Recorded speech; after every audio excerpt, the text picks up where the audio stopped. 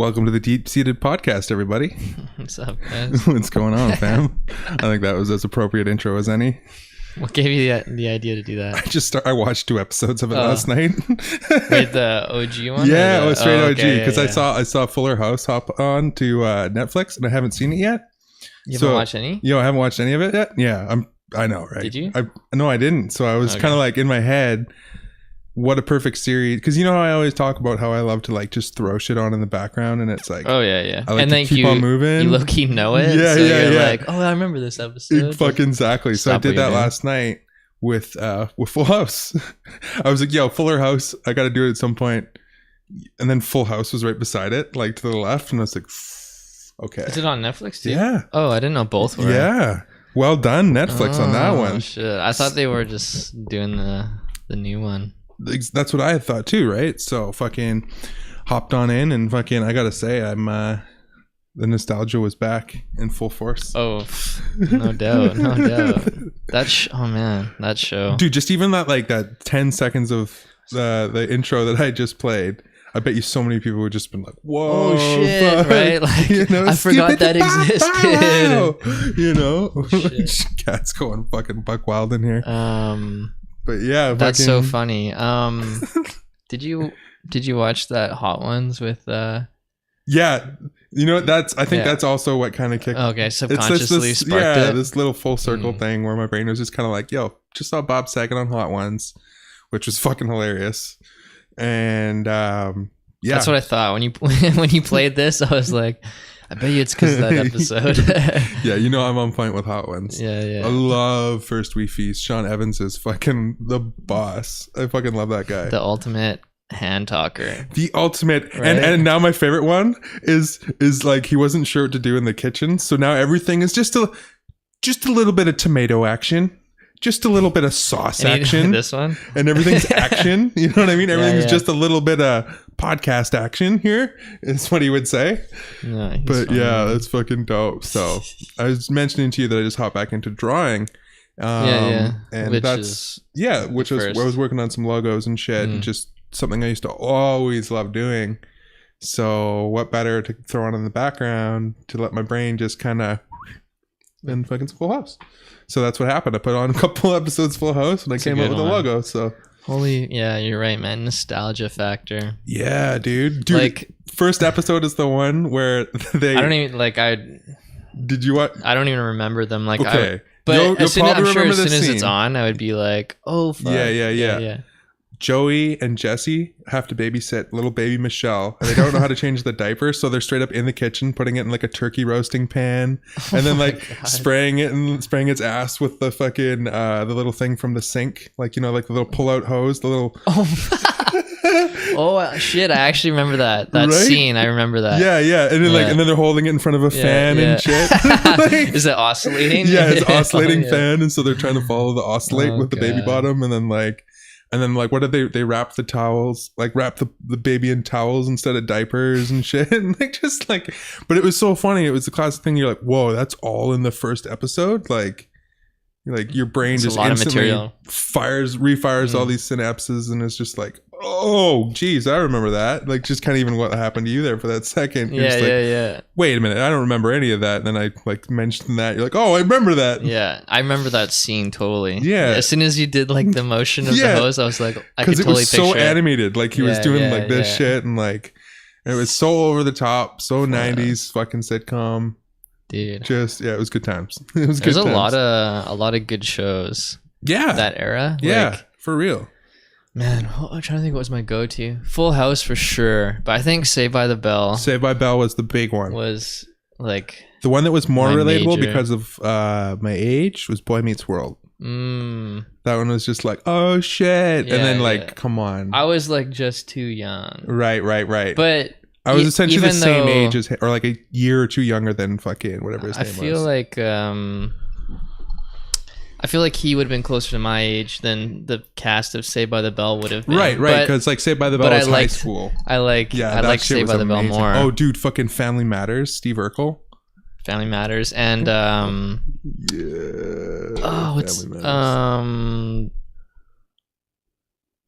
fucking, the Love and Marriage. Oh, what the fuck fucking is that? What's that called again? Married with Children. Married with Children. That was my all-time favorite. Fuck, that shit was so funny. Yeah.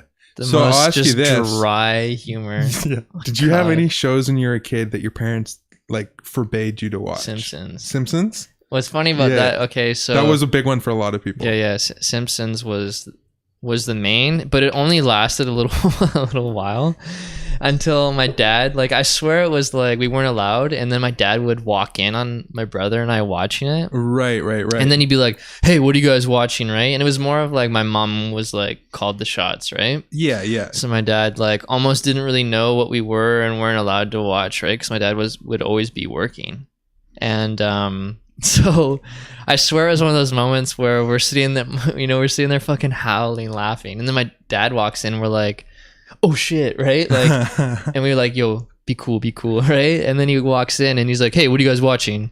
And then we just don't say anything, and then he just tunes in, and then he starts to laugh at it, and then he starts to see the humor with it. He got sucked into it, and then it became a show that we used to watch. I remember that actually, that exact same thing happening with my dad. And like our mom would come in and get choked, and then I'd be like, "But Dad said it was okay," but like fucking Dad's watching it, Yeah, Dad's fucking howling just as much as we are. And I swear Mom. it was one of those things where Dad was like, "Maybe you should give it a chance. It's pretty fucking funny." Like, wait, have you actually seen this? Yeah. Yeah, that shit's fucking hilarious, man. Like, I always remember Simpsons was the big one. But I do remember a lot of friends, like, they weren't allowed to watch. Simpsons, but I remember that same thing actually happened with myself. Which is weird though, because no swearing. No, and it was fucking. And it like wasn't really like anything sexual in it. You know what I mean? Like, if anything, it was super, super minor. Maybe that it was a little over the top violent sometimes. Like for the time. It was the first time we're seeing like that kind of shit. I'd have to ask my mom actually. Like, yeah, I would be. I never asked her, that. but I'd be curious to know. Like, but remember when you banned us from watching The Simpsons? What was it about? It was deemed. Was it just the fact you didn't like it at the time? Yeah. Like, you know what I mean? That was the show that was like pushing the boundaries for cartoons. But the reason I asked you that question was because Married with Children was the one that I was not allowed to watch. Oh, really? So what became my favorite show? Married with Children. Yeah. Right? The shit you're not allowed to watch. Yeah. Right? So I think that one, I kind of understand why. Because like there's no family values. Dude, because he's so fucking rude to his wife. It's the goddamn epitome, man. Dude. And like some of those scenarios with his kids, and you're like, it's some real shit. Where the kids are straight up fucking like they're always on the route to steal his wallet. Everybody, like, just drugs, alcohol, like so he's like, just like always talking about like hiding decoy wallets and shit. Like, got the real one right here. Home Improvement, dude. Holy shit. Fucking. Do you remember that episode where I'll say yes already because I wasn't. But yeah, you keep going. Right when they start to get older, right? Yeah. And then they have to like kind of play into what's actually going on in like real teenagers that are that age into the show. Like when Brad's the oldest, right? Mm-hmm. And then he finds this fucking bag of weed like taped underneath the bench in the backyard, and then he like. He gives him this fucking insane drug talk, right? Because that one had some heavy morals. That show would always kind of like the music would be, and then all of a sudden it'd be like, whoa! And I remember watching that, and I was like, yo, he's smoking weed, like that's fucking hardcore, man. And I was like, I thought I knew this guy, right? And I'm like, Brad, what's going on, dude? He's going downhill, bro. But then you find out fucking Tim Allen. Like his real story, and then you're like, oh, you're like, weed ain't shit. Oh, shit. You're just traveling fucking large amounts of coke, large sums. Fucking before we dance off the topic of fucking Married with Children, though, one of my all-time favorite scenes that's just like fucking, I don't know, it comes to my mind as soon as you were just saying like how no morals or whatever. Yeah. Fucking, he gets his new toilet when he's building his custom fucking bathroom in the garage that has like 6 toilet paper dispensers and shit. Like, just, wait, Home Improvement? No, Married with Children. Okay. Yeah. That because I remember an episode where he does like his like man cave, with, like the TVs kitchen, that come out and fucking shit. all that stuff. Fucking. Sorry, but yeah, no. I love that tangent. Was just simply like he gets his new toilet. I think it was called the Ferguson or whatever. And anyways, the toilet. Yeah. And the Ferguson. It pulls up, and in a crate, and then he ends up having it like beside his couch until it's time to get it installed. Yeah. And fucking Peg comes in. Shao, what does that toilet have that I don't have? Because like he gives all the attention to the toilet now, right? And then he goes, "A job, Peg. Flush." And it's just like fucking studio audience just like howling. Yeah, yeah, hey, the studio audience shit. Just like such low blows in that show. Yes. Like, and then fuck. the neighbors that would come over and they would just always be cutthroat at each other. Fucking just like there wasn't even really that many characters. No, not really. Like it was usually just their living room. Yeah, yeah. Like, and then when it would go to the shoe store, yeah, I was gonna say it'd rarely go to a shoe store like in the mall or whatever. But just fucking, he'd rip into ladies so bad, like, dude, brutal, oh man. But it was fucking hilarious. It was all in jest, and it was like it was you a couldn't modern do that day shit now though. Yeah, yeah. I'm trying to think of fucking what that show was. Modern Family. Is that the one way back in the day with? No, that's a newer one. Isn't that the newer one with the same guy? Are you thinking Archie Bunker? Was that? No. Okay, no. I'm trying to. You know the same dad, and he's on another sitcom now, and he has like the super hot Spanish wife, like that's like way younger than him, and you're like, yeah, right. And it's got like Archie Bunker. Yeah, it was in the fictional All in the Family. Okay, so what I was going to say was that Married with Children was almost like a modern day. Okay, this is older then. Yo, dude, this is old. This is like 70s, and it was just this dad that was super offensive. Fuck yeah, like and super racist, and just couldn't adapt to the times.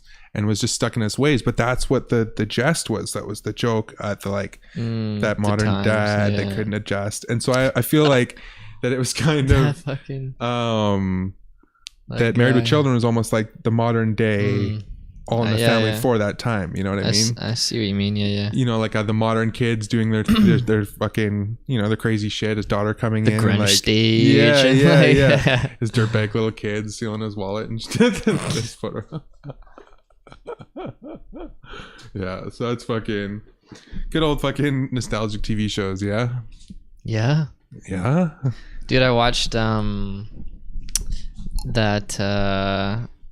Jim Carrey documentary thing. Jim and Andy. Yeah How good was that, dude? I watched it. I've had like insomnia lately, but I was up at like, I was watching it at 4 a.m. this morning. Like, right. I went to bed and I was like, you're on my schedule, bro. I was like, fuck it. I got up at before 4 and I was like, I can't sleep. This is so fucking annoying. So I finally just got up and I was like, all right, what's on Netflix? Because normally I just like look at shit on YouTube, like the channels I follow or whatever. And shit.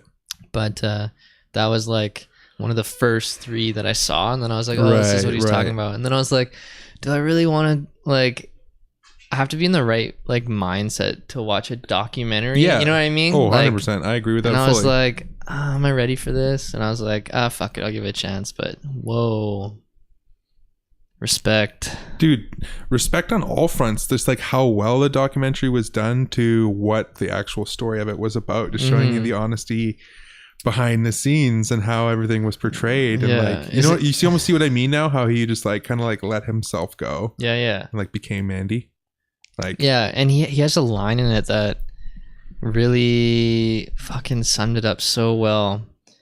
It was showing the scene they filmed of him reenacting like the Carnegie Hall. Is that what it's called? Like Carnegie Hall. Yeah, that's what it's called. Yeah.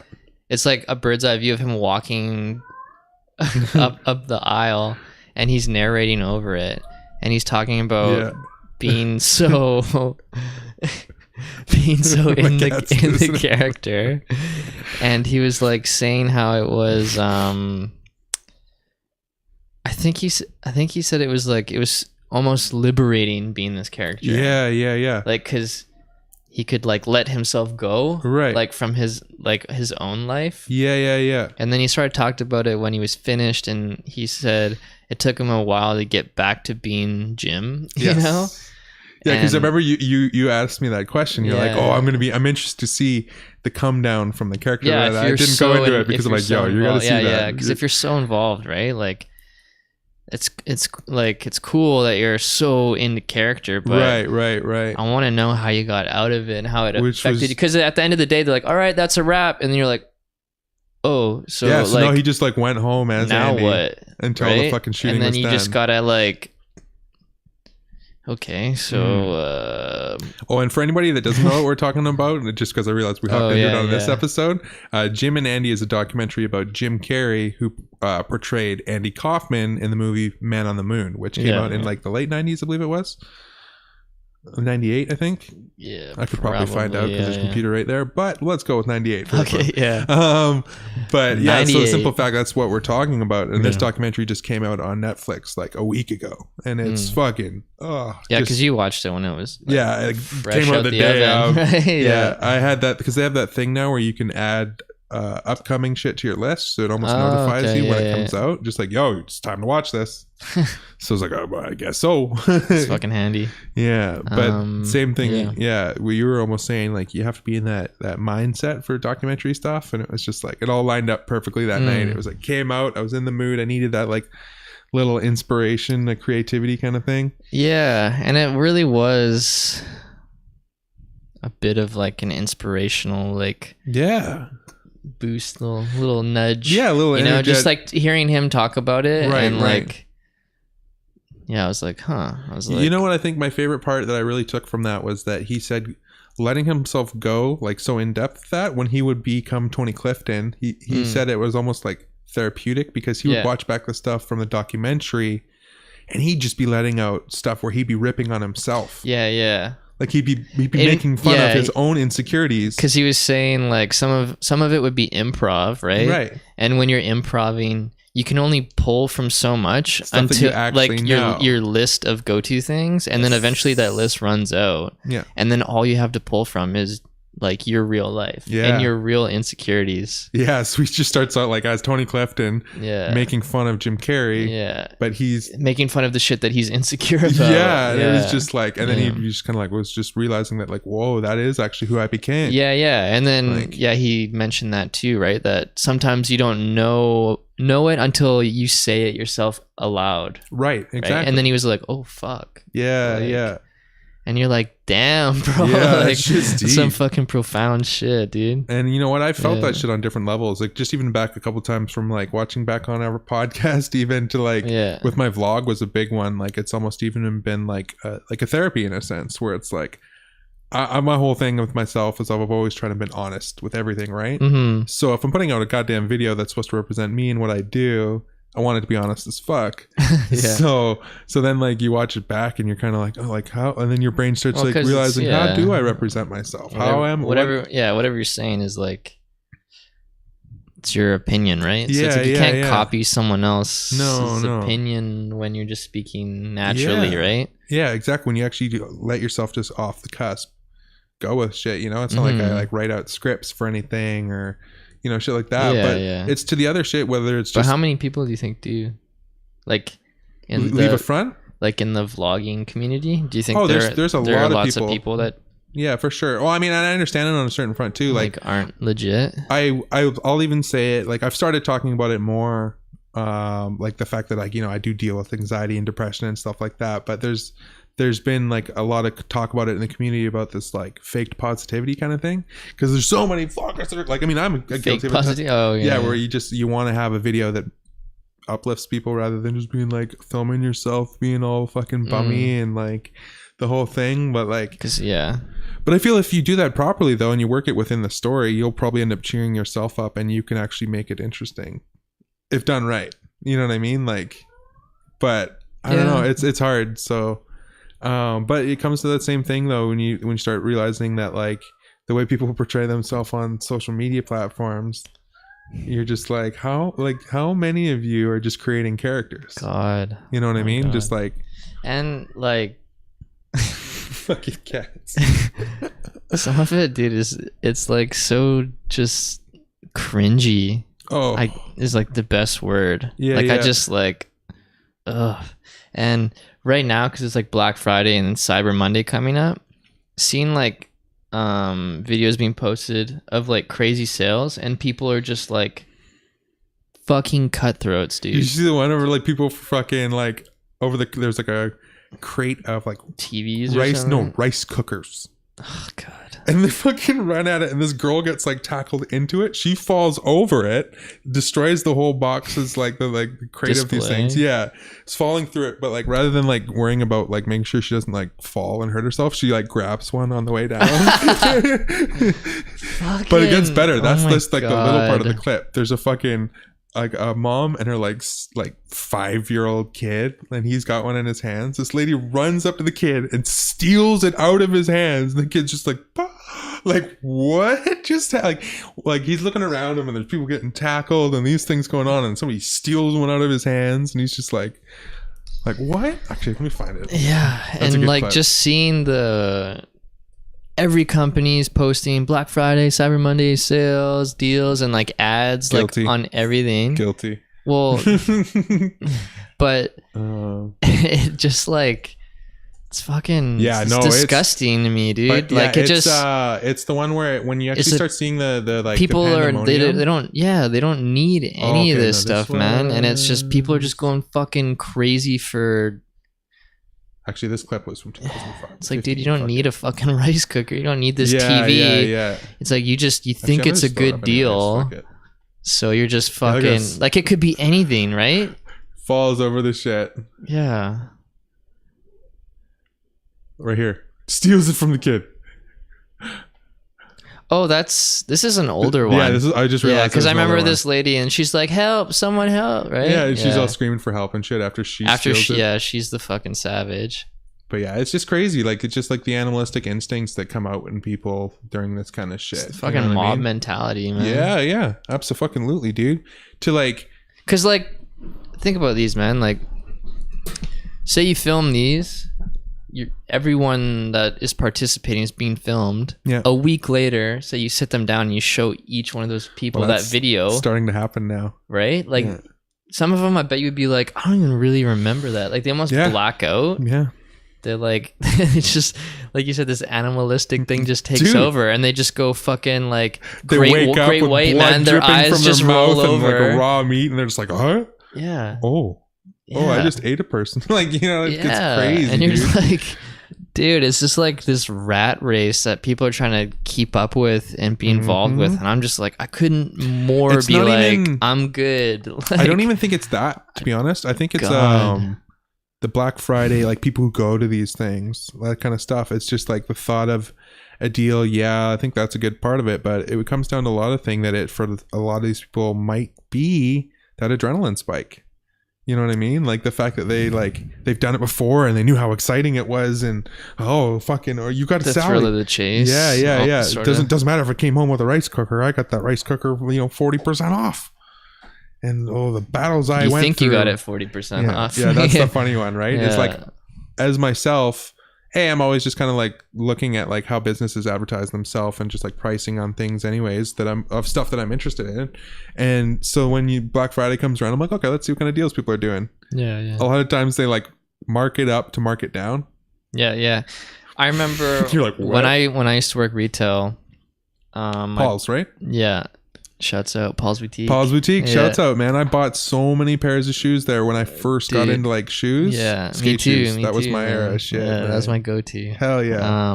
R.I.P. Wicked businessman. Yeah, knew what he was doing. Like had his vision. Oh yeah. And it was like Paul's Boutique was Paul's Boutique. Yeah, it felt like its own. You know, it was a legend, man. Mm-hmm. Straight up. World renowned. It was like one of its kind. He was one of the first people to carry so many fucking brands in Canada. Like I could go through a laundry list, but well, dude, that was a crazy thing when it's like the days before the internet, when I'd find out about these skate shoes through skate magazines. That's how you found, like back in the day, that's how you found out about cool shit, was fucking boutiques. That's what a boutique was. You're like, whoa, you have like one of this thing that's from Japan? Yeah. How'd you get this? Like, oh, look at this fucking thing that you found in LA. and you only have 2 of those. Yeah. Like, and they only made 100. You show up and you Like, see the shoe on the just thing with a fucking- little punch card for sizes. Yeah. And you scroll along. Just fuck, they don't have my size. Yeah. Yo, can you order me this in? Yeah, but we're not putting in an order with this company for like, another few weeks, and then it might be on back order. So you might end up waiting a little while. So then you like try to pick up a pair on sale to like wait for your pair to come in. Yeah. He had a lot of good things, but you're talking about people marking stuff up. I specifically remember he told me about, because he would know owners of other similar businesses when they would come along and whatnot. You kind of have to have like a friendly relationship with other similar businesses, but it's just basic networking. You don't want to. I remember him telling me about this business where this guy would only buy closeout product from the distributors, right? Like last season stuff, you would get it like you already get it at like cost. Then that shit would be like 30% off. Yeah. And then he would buy it. Probably buying B stock stuff too. That like it's old. It's on sale. Yeah. Like say a T-shirt is $25. This one had a little fucking missed thread, so not even like it would be completely fine, just old. And you would get like just go straight old. You'd get like a $25 T-shirt. You'd get it for fucking $8 or something. Right. But then you mark it as 50, and then you put it on sale as 30. So people are like, oh shit, it's a $50 tee on sale for 30. So it's like, it's tricking people, like how when something's marked as $9.99, that the 99, you don't see it as $10. It's like, it's a marketing fucking trick. It's hilarious. You want to know my favorite one of that ever? When we were on tour, like you're scraping your pennies together to eat food in the morning, right? And we were sleeping in Walmart parking lots. Like I said, like we slept in Walmart parking lots 25 out of 29 days. Is Walmart and Costco that they allow you, like specifically? They allow RVs and people to sleep there and shit, right? Which is dope, because this is exactly why. We'd wake up in the morning, we'd go like have our little like fucking little washcloth shower in the sink and shit. Sink but then walk out and you'd go to McDonald's to get breakfast because it'd be cheap as fuck, right? So fucking we're sitting there one day in McDonald's just looking at the sign, everybody's scraping together pennies and shit, and they're like, okay, so they got these wraps. Hey. He wants to play catch. Throw it for him, bro. He'll bring it back to you, I swear. Literally just threw that at me. Yeah, my cat actually plays fetch. It's so funny.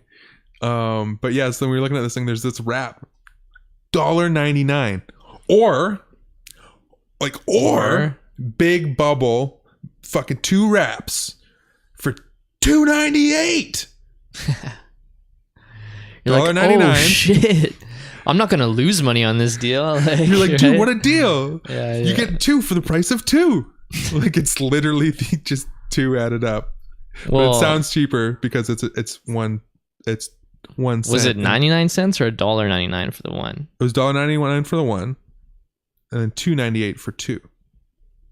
So $1.99 times 2 is $2.98. Or sorry, $3.98 or whatever it is. Is it $3.98? No, it's yeah. But you know what I'm saying, right? Yeah. Because like you see the one number less, so you're like, well, it's a deal. Oh. But so some marketing genius thought about that, and if we market it in a Big Bubble, they'll see that and they'll go, that's a deal. Yeah. They do that with so order 2. Fucking Walmart does that, where it's like 97 or like 92. It's like a fucking weird number, and you're like, oh shit. And they'll have like little smiley faces. So this just was recently rolled back, and you're like, bitch, from what? Yeah, right. What was the original price, right? Yeah. So it's just fucking the cape of illusion, man. Yeah. The fucking cake of illusion. It's so funny. Yeah. No, go ahead. You were gonna say? There's like, I could go on all day about fucking marketing tricks and shit with retail. It's the fucking madness. For all the people that have worked retail and they know like even a gist of what I'm talking about. Yeah, absolutely. When you walk into stores and you see prices or you see like sale signs and shit, you're just like, you're so privy to it, you know what I mean? Of like what's behind it. When I worked at the music store, same shit. All of the stickers, because it doesn't matter like what kind of retail it was. Like, as long as you sold anything, you would know. Well, they would post, it would be regular retail price, sale price on every single thing. Yeah. But then the regular retail price, you would post the like suggested retail from the fucking distributor or whatever. Yeah. And then so then your own price would be that much cheaper. And then it would be like, but that is the regular retail. I'm not lying. Yeah, that's the regular retail price. Look it up, right? You got it on sale. Yeah. So fucking, but yeah, it's interesting fucking business, man. To think back to though how it used to fucking run. It's fucking skeevy. Was that yeah, exactly. It wasn't so much this. Well, there's always been the skeeviness, but in the, like that boutique kind of shop shit, it was that it was all built on building relationships with yourself. Back to what we were talking about a couple podcasts ago, was that like the dude building relationship with young Adam Hoens at the comic book shop. Yo, fucking Amazing Spider-Man comes in, I'll put one aside for it. Yeah. Because I don't have any crazy means of advertising and I need customers, so I should probably build a customer base. You know, like I should make relationships with people and shit. For sure. So that was that same thing. I always remember that feeling. That's why I always went back to Paul's Boutique, is because you know, because they gave a shit. They gave a shit. Like they needed the business, so they gave a shit. Yeah. They knew that every kid. But like the staff like gave a shit. Yeah. And like that was the first time I ever experienced like people like actually caring in that sense. It totally wasn't fake, you know. No, and I was not like, even the slightest. I was like, whoa, because you come back, they remember your name, and they're like, oh, like how they are would bring those up ones treating you? Fucking blah blah blah. Oh, we got this video in finally that I remember you talking about last time. And you're like, oh shit, you remember that we were talking about I didn't even talk about ordering that, but you brought it in, so I'll pick it up. Yeah, you know what I'm saying? Like, fuck, that shit was so sick. Like, just even to remember, like he just like the layout was done well there. That was just like, that was something that I've always thought about in my brain. It would just be so much fun, like getting to lay out a shop properly. You know what I mean? I always wanted to do that with a music store. You could go about it, and then like I just, you know, fucking Bill and his ways was just like, oh, this is the way it's been for 35 years. And then like anytime I would be like, yo, we should bring this product line in or whatever, it'd become his like best selling. His best selling. Open to it. Well, only because like it was like after the first one that I had mentioned, I'd bring in this certain line of amplifiers, and he eventually fucking brought them in and was like literally his best selling product of all time. Hey, you wanna get off there, Gogo? Hey. All right, cat's got it. My cats are going crazy this afternoon. It's so funny. But yeah, it's interesting, man. Just like because that's part of the tactic, is the layout of the shop. That's the visual representation of what you know, people are gonna first perceive what they're gonna buy and shit. Like it was like literally you could mess around with like, oh, if I put these certain items, moving shit around, and these certain items so people see them on the way in or right by the till. Did you ever get it where you would move something and then people would come in, they're like, oh shit, is this new? You would simply just moving something, and people would be like, they would never fucking noticed it. No. And it'd be like, dog, we've had this for like 2 months. You know, like, but you're like low key, like, I just dusted that off. You're like, should I say yes? I just dusted that off from here and moved it over to there. And then now you're like, yo, that new. But yeah, it's just it's fucking new, crazy, bro. Fucking it's that new. That dude, speaking of fucking skate shops and shit, I just watched this fucking awesome podcast. What was it called? But it had Bam Margera on it. Oh fuck, yeah, from like right now, it's a current podcast. And I have to say, man, because like he, and for I'm sure yourself, was a huge part of your childhood, like just massive. Like he was such an influence to myself just on like the filmmaking portion. That was always what I was just like ever. Was he was in Tony Hawk Pro Skater? Was like he? 6 different ones. Okay, I was like, yeah, he had his own. If it was like, did he? Yeah, it was there was an entire Tony Hawk's Underground that was based around Bam Margera and his antics. I'll look that up in a second. Huh. I watched I think it was an epically latered. Did you ever watch those? Yeah. Those he talks about this. It was Bam Margera was on the 9 Club with Chris Roberts, and episode 70 if anybody's interested. And it's like almost 2 hours long, a good old video podcast, sitting down with the whole thing. And he even talks about his epically latered on there because he was going from like Fucking getting paid. huge superstar. Yeah, to yeah. Alcoholic friend dying. Well, dude, because he was getting at a point after everything blew up, people would pay him 20 grand to show up to a bar, and he'd be like, "Well, what do you want me to like do some antics and shit?" And he's like, "No, just get fucked up, just hang out." So you're getting paid 20 grand every stop, every day on tour partying, and he said by like week 2, he's just like, "I'm gonna die." It? Yeah. Like, this is terrible. But then like you're getting paid that much money, you're kind of like it becomes like fucking people just giving you money and they're just like dance monkey. You know what I mean? You remember that Right Guard commercial? You're like, fuck. Oh yeah. He got paid $1 million for that. Fuck. Yeah. So he's just like talking about how everybody at the time was just like, "Yo, Bam Margera sold out. Bam Margera sold out." And he's just like, "Fuck, if that's what selling out is, I'm gonna fucking do another commercial." like, dude, I don't care. Like, what do you mean? I remember that. Yeah. Like, and it was just like, but it was that same shit. So it was very interesting, like, and refreshing, I would have to say, seeing him talk about his spiral outwards of that shit, and then waking up at a point, like he said, he stepped on a scale. He's not a tall guy, and he said he stepped on the scale at 230, and was like, yeah. Fuck. And shouts out to his fucking fiance. Yeah, I don't know if they got married. Yeah, the one that he's like been with forever. Yeah, like, dude, she like day one. Yeah, highs and lows. Like, noticed that in that epically latered episode, and you're like, fuck, man, that like. So dude. she wrote it out with him too, and then like she kind of started helping him out with a lot of the new shit, because he basically fucked off he rented a cabin in the woods for 6 months, and where he would just do nothing but like walk dogs and hike every day and do sit-ups and push-ups for 6 months until he got down to just under 200 pounds. And then he was like, "Okay, fuck yeah." And that's how he's like getting back into skating. He's like almost having to relearn how to skate. Yeah. So he went to fucking Spain. And and just fucking, that was in the epically later. So good, man. So he just said, because there, like, it was so refreshing, because everybody just like appreciates skating as an art that it is. Yeah, and people were like, because Bam Margera is such a big name in the skateboard world, so to him, he like, you know, went off the rail, so in his eyes, and like lost it. So he's like having to relearn it, but then going out and skating these street spots, and people seeing him, and they're like, "Holy fuck, it's Bam Margera," and we're like, they don't care about.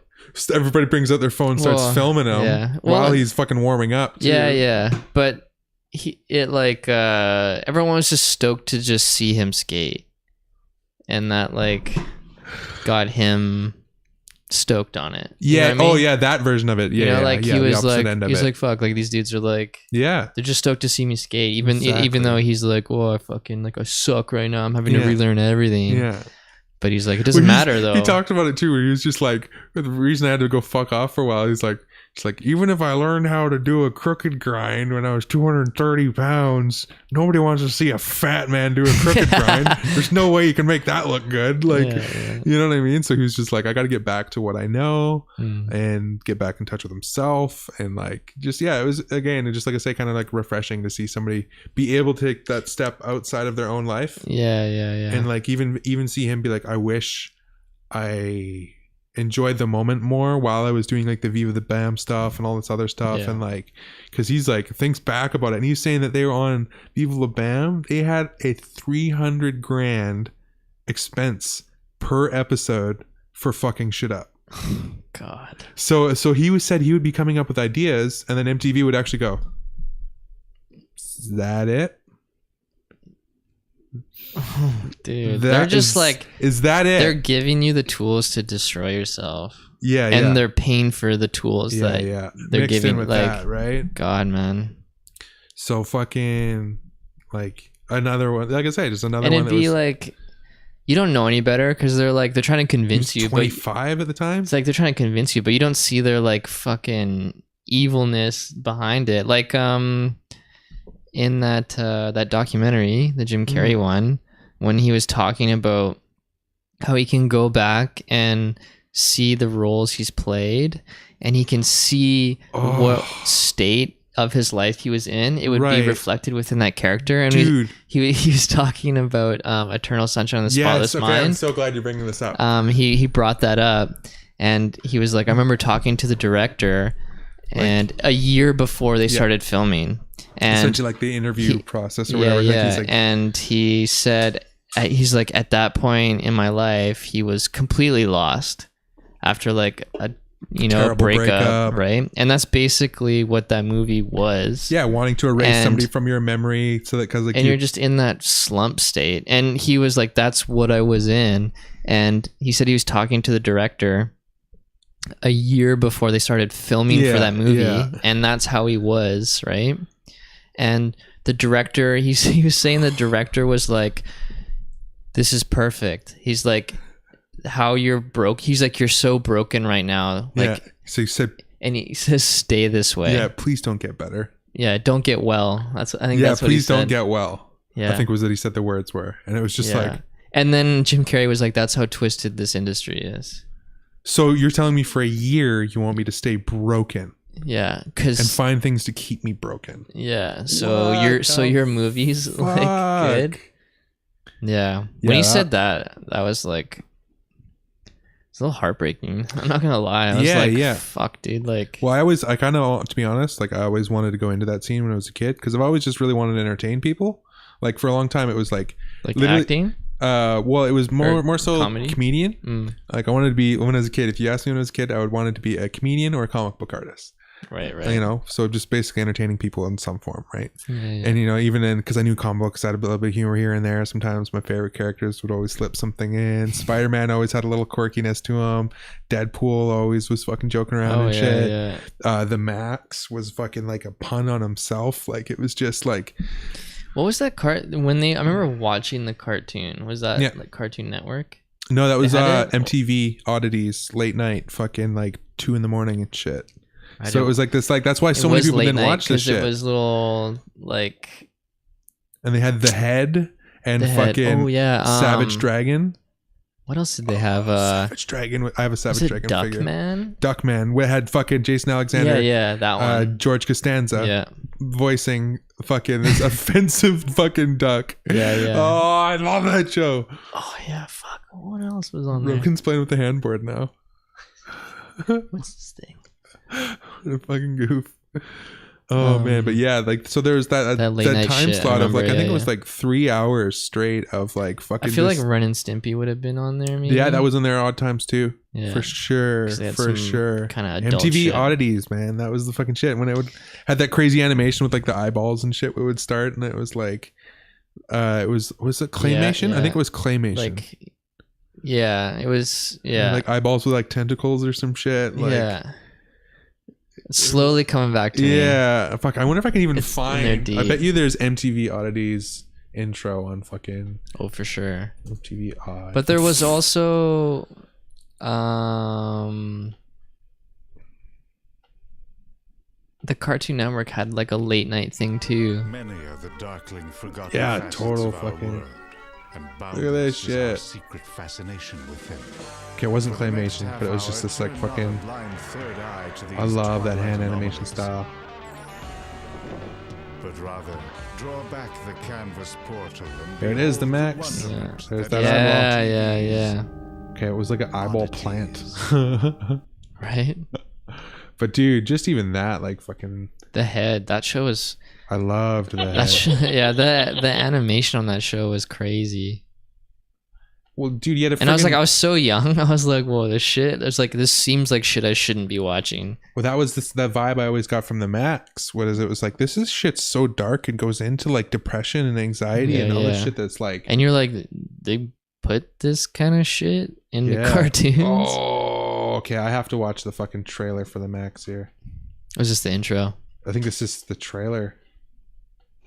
My mind wanders across all the lonely, misguided people in this dark city. It's wet. I just remember like his insane muscles and like his fucking name. Like when he was in the fucking Pangea, he would have the name. I'm not sure any of us wants to know what goes on old time Australia, which was where I fucking grew up for a port in my time. There he goes again, right? Never gonna stop, man. Every episode. Every episode's back in Australia, man. see that guy. Lots He of other is right people here. could use my help, but somehow Except he's red. I always The come fucking- back to old Max. He's big. He's purple. To old Max. He's purple. Always come back to old, but somehow I always come back to It was old Max. before. Was it just before? Yeah. Yeah. Somehow, Keep going. lots of other people Before could that? There he is. Yes, that beast is dead. He's right here. We just Lots made of a other red people for could use my help, but somehow I Yeah, always fucking- come back to old Max. Such fucking amazing animation and the He's stuff that they went purple. into. He's heroic. He just may be out of his mind. Yeah, The he's just out of it. ruler of the Like, jungle. Yeah, he's that just like, shit. oh no, it's happening again. And then he'd just be like, fucking the world would start shaking him around him. And then he would end up in fucking old time Pangea with this big crazy mane of hair where he would be fighting monsters and he wouldn't know why. And then all of a sudden he would realize as he was fighting him that he was doing it to protect his fucking queen, and which was Julie, which I got right here. Oh yeah. You know, so then all of a sudden, but then What when was he- that? The top right? Is that like a? that was a fan made like live trailer? action kind of thing. And so, but then when he would transfer back into the real world, he would end up being like in a cardboard box that was his home in an alleyway. And Julie, who is his fucking his jungle queen, Jungle Queen. would What a be good would be his service worker in the real world because he's a bum that's lost his mind in a fucking alley. So that's the origin. Yeah, so it's just, but there's just like no explanation for the actual origin. Like he doesn't know why he has this mask or that gives him all these crazy powers and strength and like these massive like knuckles, you know? Yeah, like He had this big claw that just came out of his middle knuckle for some fucked up reason. they never really explained it. Never explained why, and it looks like his hands were basically like thrust into like this tar pit or something because it had all these like gross Just little like it's like dipped. tar lines or whatever, and then he came out with these things. Like there's no, that's so he all just like speculation. fucking T1000. You would just like you would Yeah. just grow it. It's so crazy, fucking. So just one of my favorite characters. Just like always, fucking struck a chord with me. I mean, the silhouette is so strong. Right? Yeah. Well, dude, to the funny thing that I like, that's almost why I fucking drove me towards having my love for Yeezys. The silhouette Is the silhouette looks like the 'cause Max's his- fucking boot. yeah. You know, flares out. yeah, it flares out at the back like completely. He has these massive fucking boots. But yeah, speaking of fucking picked up the new pair on the fucking weekend. Yeah, you didn't tell me which one. The Belugas. Yeah, the Beluga 2.0s. That was Oh, you got them. Yeah. It went through. Yeah, it went through. Fucking that shit came through. That was Saturday morning. Yesterday morning. That's the why. V2s. So they're Or doing 2.0? 2.0 V2. Okay. So it's like the Beluga that has the orange stripe, Orange, but yeah. minus the orange stripe, and then the writing is in that color orange. Okay. It's funny because like they were my least favorite pair, but then like now that I've like looked at them more, I mean obviously then you're like, oh, I got them coming too, so maybe that weighs into a bit. But I'm like, all right, actually, you know, those are pretty sick. Well, I wonder. It's always different in person. I mean, as the ones you're wearing right now, right? Yeah. That the speckly color is way different in person than what's reflected in the Exactly. photo on the site. I gotta say though, the one thing that I found, excuse me, good old acid reflux, that I found interesting. Way to age yourself. Yeah, oh dude, I can age myself all the fucking time. Took my handful of vitamins in the morning, and like my Metamucil, and fucking my knees are getting all cracky with the weather, and Fix a dent. yeah, for sure. Old Balls McGee over here. So fucking Kat, what are you doing? You guys are crazy today. Where was I going with that before Kat's just distracted me? Shoes, color. Yeezy, colorway. Was that one thing that's really interesting that you'll probably appreciate on this factor was that you'll remember Kanye was always going on about how he wants to make shoes crazy accessible. Right? And then so the first ones that came out, they were so limited that the resale was going crazy, and the whole nine, like his Nike stuff was reselling for $2,000, $2,500 on average, like US. At the time. At the but time, now- yeah. I think that stuff's worth a fucking pretty penny now. The Nike stuff is at least. Still same with the early Like the rare. Red Octobers. Yeah. especially. And then- I don't like them at all. Yeah, I don't like but them at all fuck, either. It's crazy that people like that shit. Yeah, it's just like a Jordan with extra shit tacked onto it. Ugh. That's what it looks like to me. But So then like the early V2 stuff is still really rare, right? Because it was produced in such low numbers, and everybody's like, oh, always ragging on them, like, you know, when are you going to make more of these? When are you going to make more of these? Yeah. So as the models went on, the colorways at least, they became more and more available. So then what did everybody start doing? Oh, what the fuck? Why are these more available? It's like people complain about fucking everything, right? So this pair that just recently came out, the resale right now, like the day after, is only the one you got. One is only $100 above what retail was, because they made so many of them, almost 200,000 pairs, which is a lot for fucking Yeezys. In like general or worldwide. Yeah. So fucking like UK got 90,000 pairs, US got about 90,000 pairs, Australia got, what was it, like fucking 670 pairs, Canada got 3,000. Fuck, that's ridiculous. Yeah. 90,000 to 3,000. Yeah, exactly. I was like, what? But I still cop, so I'm good. But the whole thing was... Are you just like on there waiting, and then you're like, click, in-cart purchase? Well, they do a splash page where it's like a random draw kind of thing, where basically you go on there, and then it'll... you load the page, and then it'll put like you are now in queue, and there'll be like a little spinning thing that'll basically be like... Then they, rather than like allowing it just to all be backdoored and to be botted out, I mean, it still gets a lot of bots for sure, is that it... you're just literally in a random queue, so you'll randomly get chosen to get access to buy a pair, which works way better than like people who have like, you know, because every release that isn't a splash page is such a mess. Like bots just come in and like before you can even click, they've got microtransactions flying through, and they've already copped like 100 pairs fucking per person or crazy. Some shit. You're just like, what the fuck? So yeah, they put out crazy amounts of pairs, and like everybody that really wanted them like seemed to get a pair. And so it was kind of like it was falling in line with what he was saying. And they're almost like, I could see people almost being like, yeah, you know, these are all right, just because they're not as limited. And then there's that it's weird like, what factor. does that take away from? Yeah. It's like, then if you fucking like it, buy it. If like, period. Fucking exactly. It's like, don't let... That's what people were like, because I was talking about the pair that was released last week, what does it the matter semi-frozen yellows, the piss color yellow ones. Like I love them because I would just like outlandish things sometimes, and like they just look so gross that I'm like, fuck yes, I want this on my feet. They're almost like so ugly, they're nice, like a pug. Like one of those. Dude, you know what I'm saying? Like that's the go-to for that. My dream dog. Oh yeah, for real? For real. Oh dude, that'd be sick.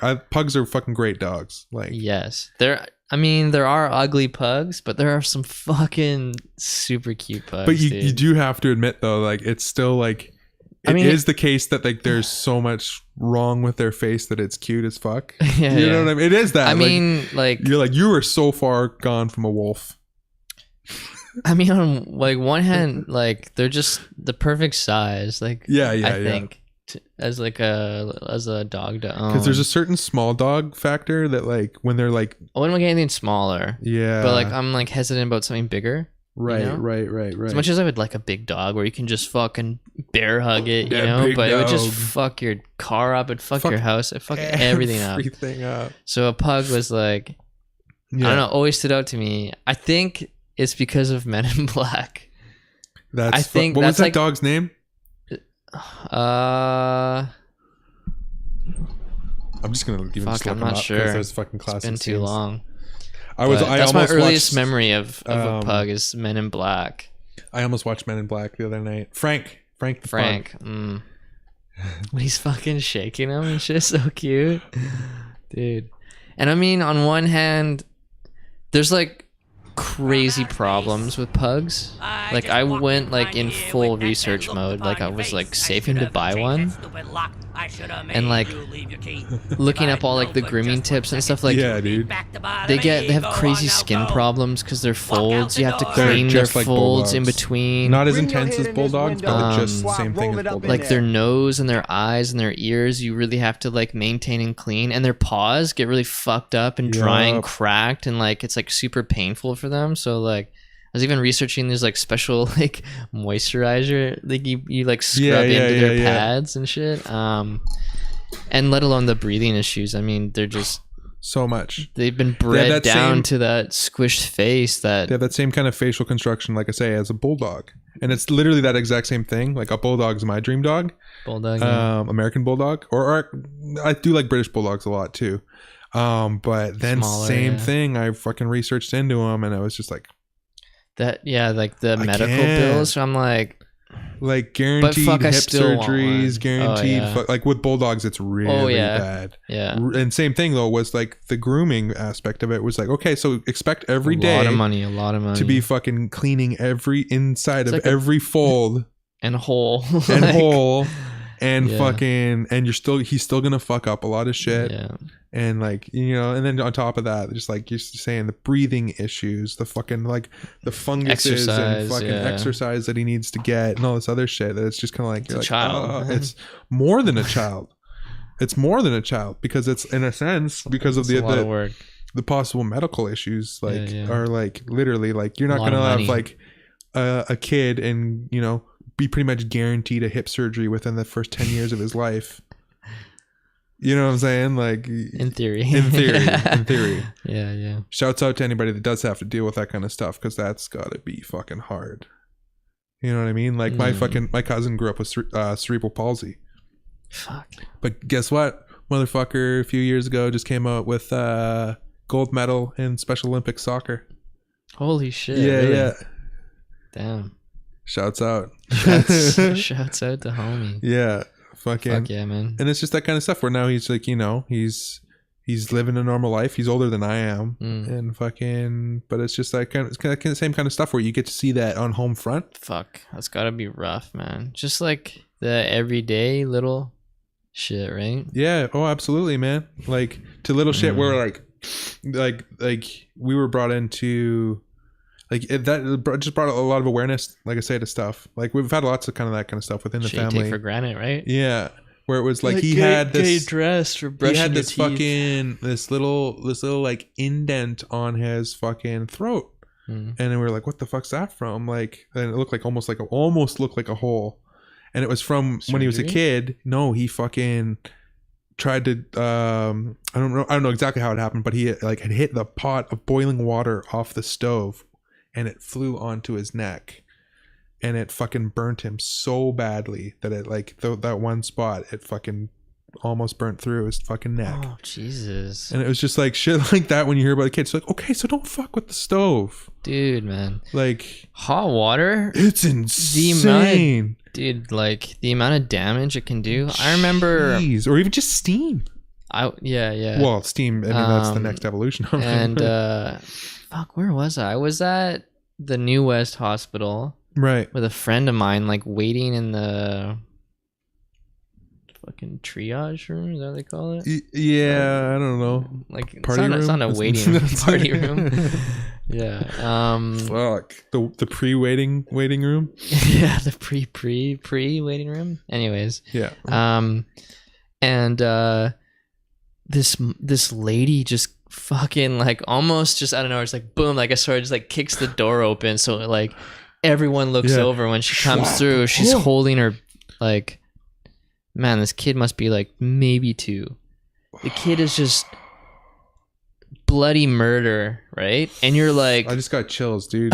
Just think, I don't even know what you're gonna say, and I got chills. and I was like, everyone looks over because you're like, what the fuck is making that sound, right? Because you hear it before you see what it is. And you just see this lady and like, I don't know what the fuck she's holding, right? She comes in, then I see it's a kid. And this lady is like hysterical, dude. Like, Jeez. it was like, you could hear a pin drop. Like Yeah, everyone's yeah. like the world stopped around this The lady. sound of not And only you're a like, sound of a child's cry, this but the kid- sound of a oh mother's my God, dude. fucking cry. And It's I was the like, worst. what the fuck is going on?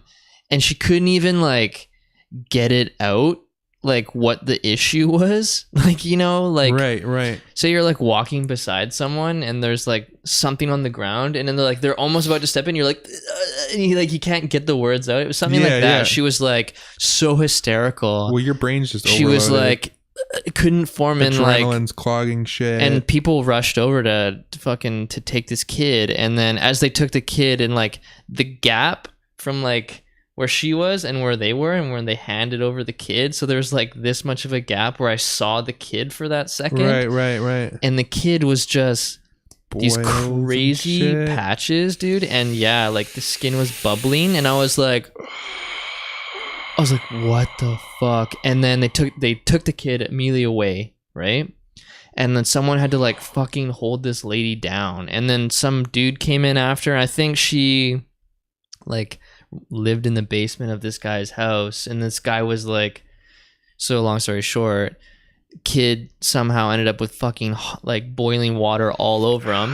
Fucked this like dude, super young kid up, right? And the mom was like, I can't believe I let this happen. So she's losing it. And then the dude came in after, like, and he was probably the one, she probably went upstairs and was like, oh my God. And he drove them. And like, so he was like, didn't know what to do. And it was like, dude. And you have people there, they're like, you know, rolled their ankle, or people are like, oh, I got a stomach ache, right? And then just like this shit Sobers fucking up. comes in. I don't have shit. Yeah. Take care of this lady. Oh my God, dude. Fuck, man. It was horrifying, dude. Dude. I couldn't believe it was real. Yeah. Like, there's some shit. Like, I remember one time I was in the back of this veterinary hospital, and they had this dog in there, and it was a puppy, and the puppy's eyeball, dude, was hanging out of its head, right? And it's like shit. Like, I can't unsee that, right? Yeah, no. Never seen anything like that before, and like most people would never see anything like that before. No, but I was absolutely looking at it, and I like, it took me a couple seconds to realize what it was, and then I was like, oh, what the fuck? Like, and it's so real that it looks fake. You know what I mean? Yeah. Oh no, 100%, dude. I was like, because I was like, it's literally dangling out and swinging as he moves his head. And you start like, thinking back to like when you saw that in a movie, and then your brain like does this like, oh, it's fake thing. Yeah. But then you're like, oh no, this is real life. And I was like, that's real. And then that's fucking all I remember was real looking. life. I was trying to look into the socket, right? Because I was like, you can't see anything. It just looks black. Yeah. Like, it just looks like you put a piece of black fabric or something, right? Big. It's just flesh. But it's like, it's literally, you can't see into it. It's just black. And I was like, so I was expected to see shit or like it bleeding, but it was just no. And I was like, this is fuck. That's real. Like, it looked so fake. Dude, fucking those kind of reminders of shit are so Puts fucked you in up. check. Yeah. One of the other ones I still like, I just remember to the day was just like this. There's so many things you can take from this situation, but like I'll just go into it with the fact of just being lucky for what you have. And like, but so my dad was a firefighter, and one of these guys he worked with, this is the fucked up part, the shit, a lot of firefighters would have to have side jobs to like make ends meet, kind of thing, just to get ahead, right? Like, you don't, which is fucked. Yeah, like, you think, what do you mean you don't get paid enough? Yeah, like they should be making crazy money. Dude. Like firefighters, It's policemen, danger pay, ambulance, all that shit. Like they get paid well, but for when a lot of them, when they're like, you know, their wife's fucking taking care of the kids and shit, and like is doing that maybe part-time job or something like that, or whatever it is. There's lots of them were single dads too, right? Yeah. But a lot of they all have kids, so you all got to take care of that shit. So fucking, so anyways, he was a roofer on the side, and yeah, you might have an idea where this is going. He was fucking just regular residential roofer. He fucking fell off of the roof head first into the fucking tar. Like straight out of a fucking movie shit. So like my dad kind of had to pre-warn us when we went to the hall, like, cause he was fully healed now. He's fully healed. But it's fucking bubbling hot tar. I'm assuming. Fucking hot tar. He looked like, I'm not even gonna say Freddy Krueger, worse than Freddy Krueger, because he had no ears left, and he had no nose. Oh, Jesus. And his lips were kind of fused a bit at the side, so his ears were just holes. He looked like fucking, I was gonna use the real name, but Spawn. Like when he takes his when he takes his fucking, minus the green eyes, he looked like Spawn. So it was this warning before you go in, just like, yo, he's a person. Like, don't freak out about it. I know you're a kid, and that's what your reaction to anything is, to go, what the fuck? Like, so, but then getting to know him and talk to him, and he was so humble about it, just like, yo, I'm alive. And oh, dude, his hands were fucked up too, like, because you know, because you're like, I need to get this off me. so like just I can just think back to that moment and instantly just remember that feeling of just like, and you're like, yo, real shit happens. Real to shit people. happens to people, man. I remember that when shit. my dad's cousin in Scotland, I remember the first time meeting her when I was young, because they've come over a few times. Right. But when she was young, she was next to a fireplace in like a nightie. Lots right? of nylon in it and shit, probably. Yeah, because it's like the 70s, you know? Yeah, fucking. Yeah, dude. Fucking landed, engulfed. So she has that shit, probably fused. melted on her. Oh. Yeah, dude. So she has crazy scars like Fuck. up her neck and throat, and yeah, it's fucked. And then the fucked up shit is with those kind of fires is what's the natural instinct with somebody's on fire? Throw some water on it, right? Apparently throwing water on it makes that fusing worse. Oh fuck! Because it's gonna cool that fabric and just let it cool in, melt into your skin, and it's just, dude, it fucking burns, man. Okay, you know what I'm gonna do? When I was in Australia, God damn it! I'm thinking about this because I'm holding a can too. It was was it Halloween? Melting a can. I think it was Halloween because it was we were able to get a bunch of fucking. You couldn't even get firecrackers down there. So what our thing was we would get sparklers, and you'd fucking take a pack of sparklers while they're still in the pack and just bend the shit out of them so that all the sparkler dust would come off of the metal sticks. And then you take this sparkler dust and hammer it up, and you'd take the classic one that worked the best was you take 2 liter pop lids. You'd fill one of them packed, and then you have a little fuse. Fill the other one, and then you duct tape them together and drill in a little fuse. Yeah. So then they would go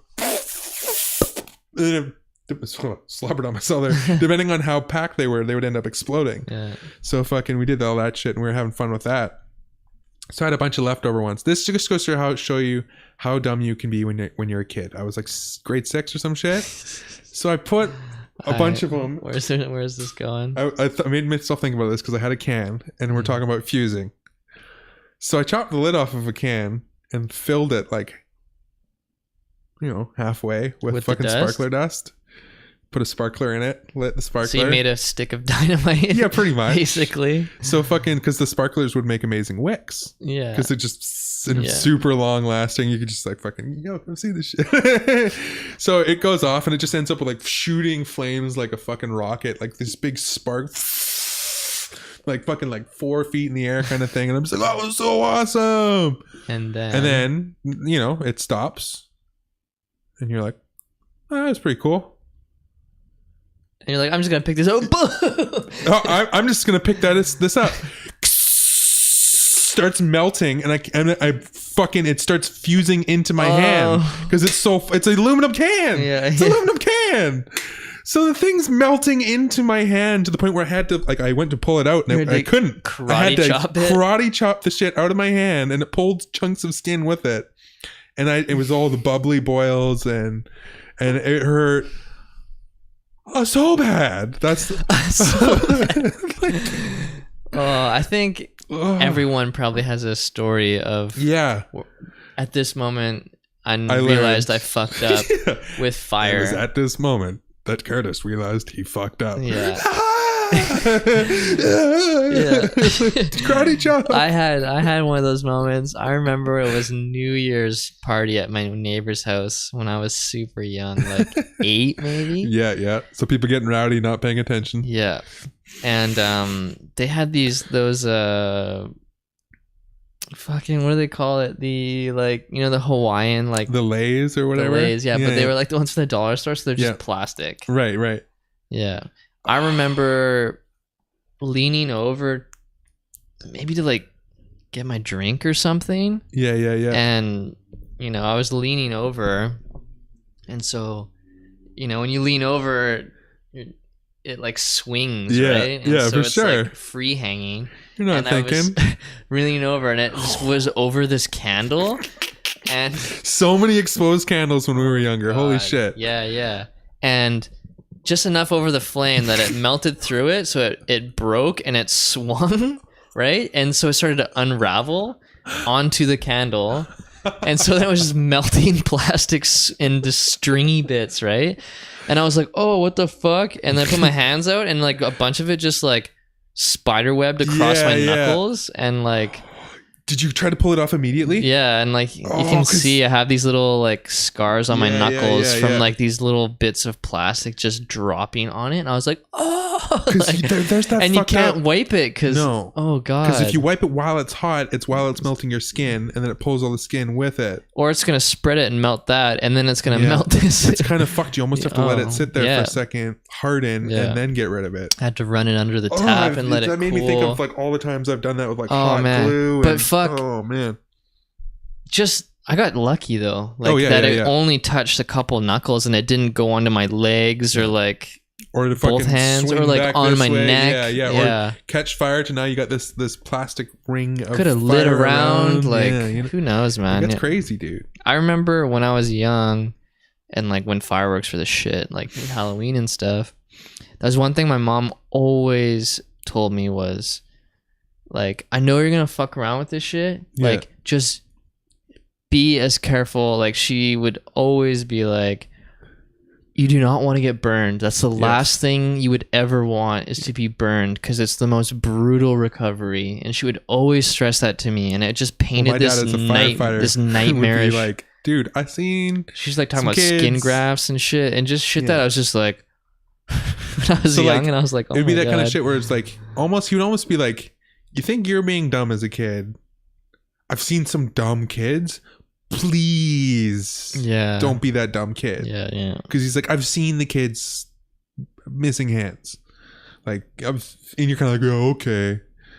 And like, but like it probably was that case, you know, see a kid with a half blown off hand and shit like that, or like, you know, a couple fingers missing and shit. Dude, the one that we used to do around here, firemen are first on scene for like car accidents and for shit, any medical scene. They're first on call. Which is like, what does the fire department have to do with a car accident? And then it gets fucked up. They're first on scene. Yeah, they they're see 100% of the time because they have the people tools. with heads missing and just fucked. They see fucked. I've still never shit. gotten it out of my dad. Like, I want to be able to be like, yo, can we just like, we want to like top 10 crazy shit. Yeah, like but that. like I want to approach it in the sense of just like we just can like sit down and talk about some shit you've seen, like just for your own sake. Because I know you've never gotten it out. Like you need to go over this shit just to like clear that subconscious space. Like you can't just sit on these things and think it's okay.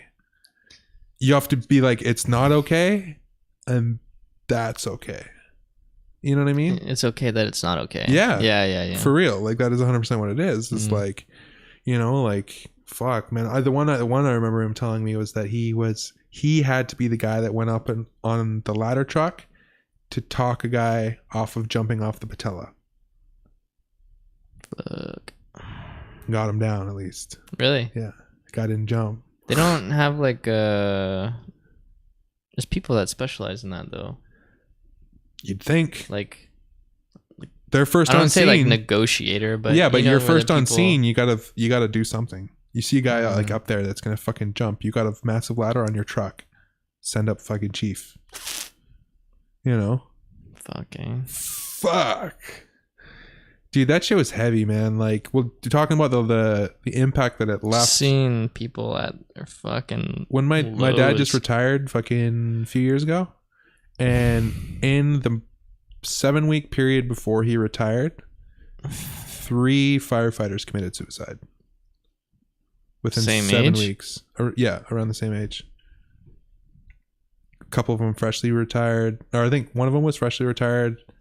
Or was it 2 of them? I think, I don't want to get the facts wrong, disrespect anybody, but just that simple fact that it's just like, you're not built for that amount of stress, you know? To like see, because this is where it gets real fucked up. We're talking about them being first on scene, right? Yeah. And then they have to be first on scene to like their own.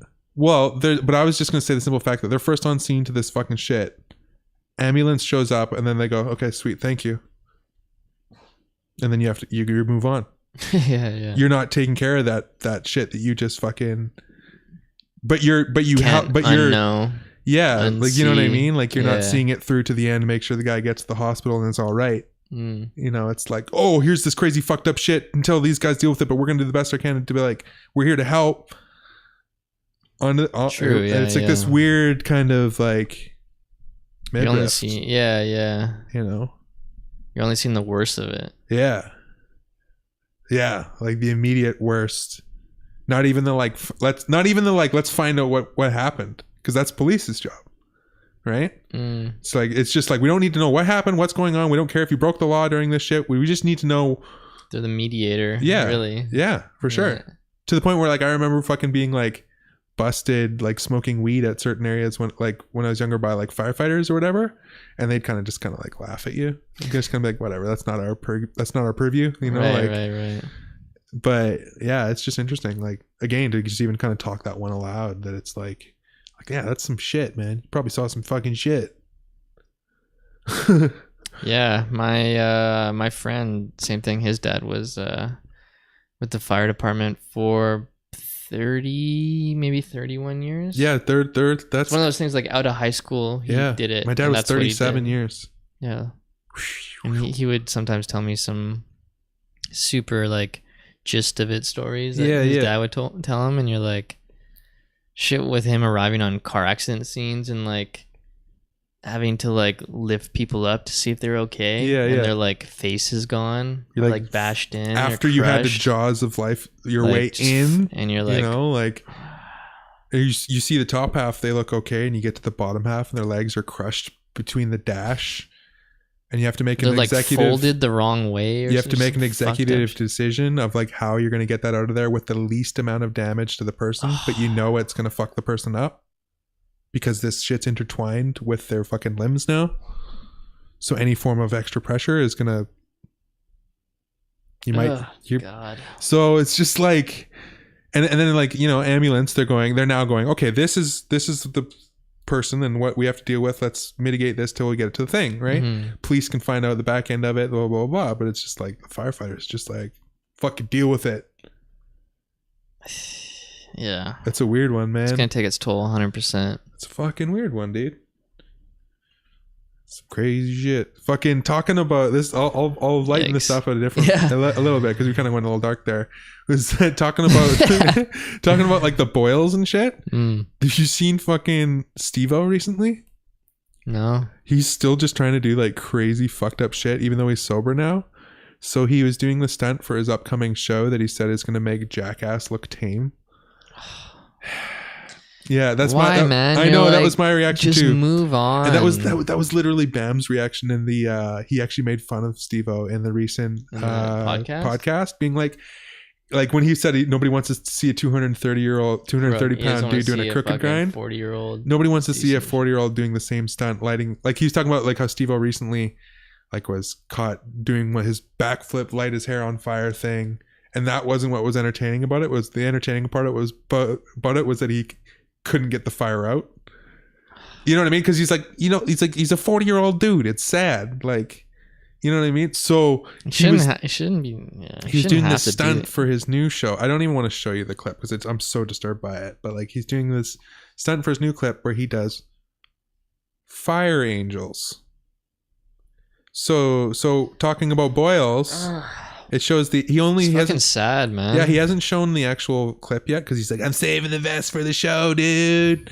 But he shows the aftermath. He's all wrapped up like a mummy, dude, on the stretcher. Yeah, dude. Worse. He's fucking got these boils on his arm like this. Are you serious? And he goes like this, and you can see. I don't want to show you because it's like one of the goldfish in a bag. It's literally one of the grossest things I've seen in a long time. And he's just like, yeah, like fucking for my new show. And it's like, dude, that's just sad, man. Because it's not even like, you're like, oh, he's making the best of a shitty situation. It's like, you shouldn't fucking have to do that. You're now like using that as your escape that you used to use drugs. Essentially. You know, like you see somebody like that and you just feel bad because they're searching for that like, to fill that void. Yeah. So then he like, oh, he got sober, and then you see him start going harder with the stunts. You're like, Steve-O, no, oh, yeah, like no. Don't you have money to just go on vacation? chill out a little relax, bit. Man. A little bit. I know those teeth were expensive, but come on. You can find a better way. Fuck, right? Yeah. You like at what point do you just go, okay, enough's enough. It's time to time to find something new. Fuck, dude. It's time to find something new. Ugh. So I think Fire Angels. Yeah. That wasn't really much of a positive uplift. So I'm gonna throw in another tangent. Yeah. And What other I'm gonna say segues you got? It's time for today's Elon Musk minutes. I've got more shit, bro. Today's just a short one. I don't need to go into like crazy detailed videos and stuff. But so we had sports car, yeah, semis, semi-truck, fucking the SpaceX program, the whole other nine. Fucking his. Did he do excuse me, like a pickup truck? They talked about that he's going to be doing. They're going to take the Tesla truck like platform and make it into a semi truck that can fit a truck, or no, make it into a truck that can fit a regular pickup truck in the back and be as fast as like a supercar. But that's not what I'm going to talk about today. Today was the simple fact that like if you ever want to feel like a bitch about not being able to get stuff done, do a little research about Elon Musk and be like, okay, I fucking suck in every aspect, because he made What did he do? He made a bet with Australia where he was just like, oh, I can solve. Is this really? Swear to God, man, if you're Australia one more fucking time. I didn't even think about that. That's fucking funny though. But okay. So he made Australia a bet where he goes, oh, like you're having this crazy power crisis in this area right now. Oh, like, yeah. I know. I can bring up. Yeah. Yeah, and he goes, okay, well, I bet you I can solve that in 100 days. 100 days. Yeah. Let's say 100 days. And it was like a gentleman's bet. Yeah, it was a gentleman's bet. He goes, if I don't finish it in 100 days, I'll pay for it. I'll pay for the entire infrastructure myself. It's like $100 billion fucking investment, whatever it was.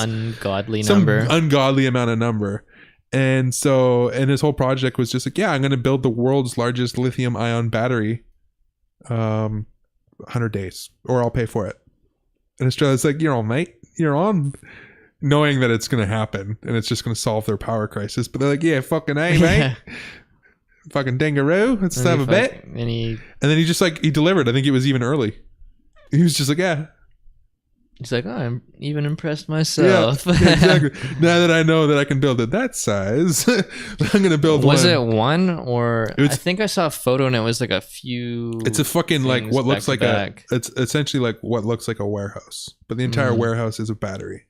So it's like a computer from like the fucking 70s. So, exactly. So eventually that technology, now that he has that, he can just go smaller and more robust with it. And it's just the way technology ramps up. But it's just that simple way. He's like, 100 days, solve Australia's power crisis, or I'll pay for it. Sure. Okay, so what is Australia's power crisis? I didn't even know they had one. I don't remember exactly what triggered it. Whether it was just like they were using too much power, and then they're like they didn't anticipate it, like with the fact like fucking just blocks got shut down. Yeah, or the fact that they might have lost a certain infrastructure. I probably should have had a bit more information on that, but yeah, it was one of those kind of situations where it was like, you know, probably even a combination of the two, or something simple of that, like the demand for it was become, because everything's.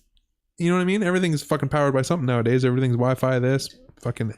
Or something that's running is plugged into something that needs to be powered. Exactly. So fucking, you know, when you don't expect shit to grow like that over a couple decades, all of a sudden your power demand goes through the roof, and then one simple little fucking like like snag in the power system, all of a sudden hundreds of thousands of people lose power.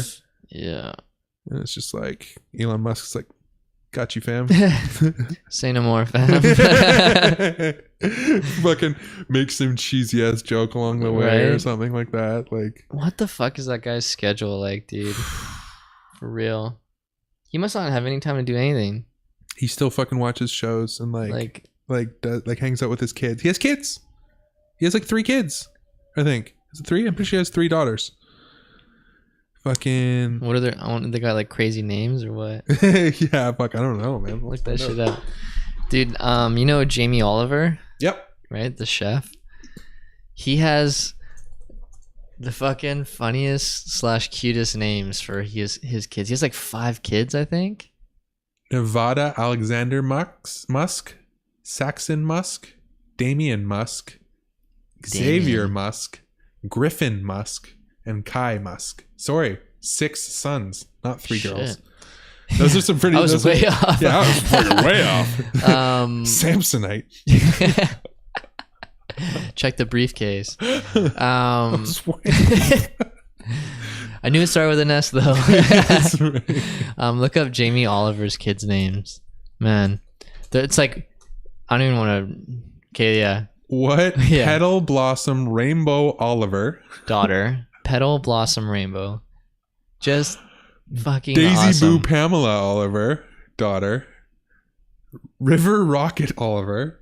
Dude. Son. Dude, this one? Buddy Bear Maurice Oliver. Yeah. That's hype. And fucking Poppy, Honey.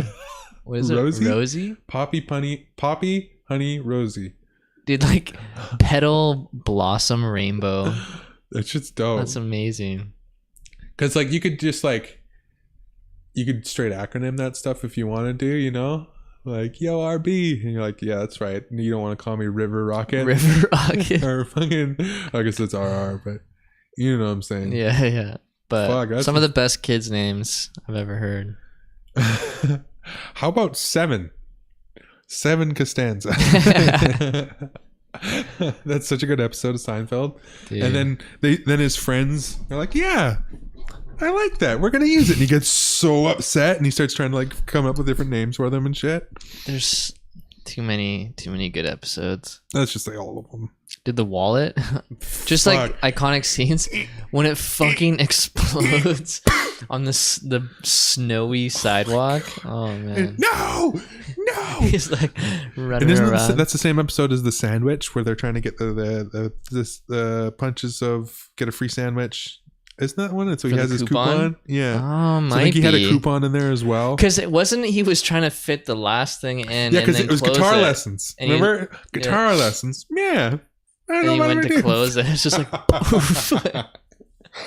And that practical animation stuff like is my favorite because you know some guy was probably like, oh, sick, I get to rig up a little mini air cannon inside this thing. Yeah. With Do you like think that's how they did it? probably, dude. Yeah. Like how else are you gonna get that to Maybe instantly like go? strings pulling like something out, like the It ones was on the outside. violent. Like it was a say if there was like a violent- piece of paper shaped like that and everything was in it, and he pulled it lifted it so it like just Yup. made everything go out. And see, that's what is always my favorite thing about the practical effects is yeah. like there would be a meeting with a few guys sitting around that have ideas and be like, all right, let's see what we can do.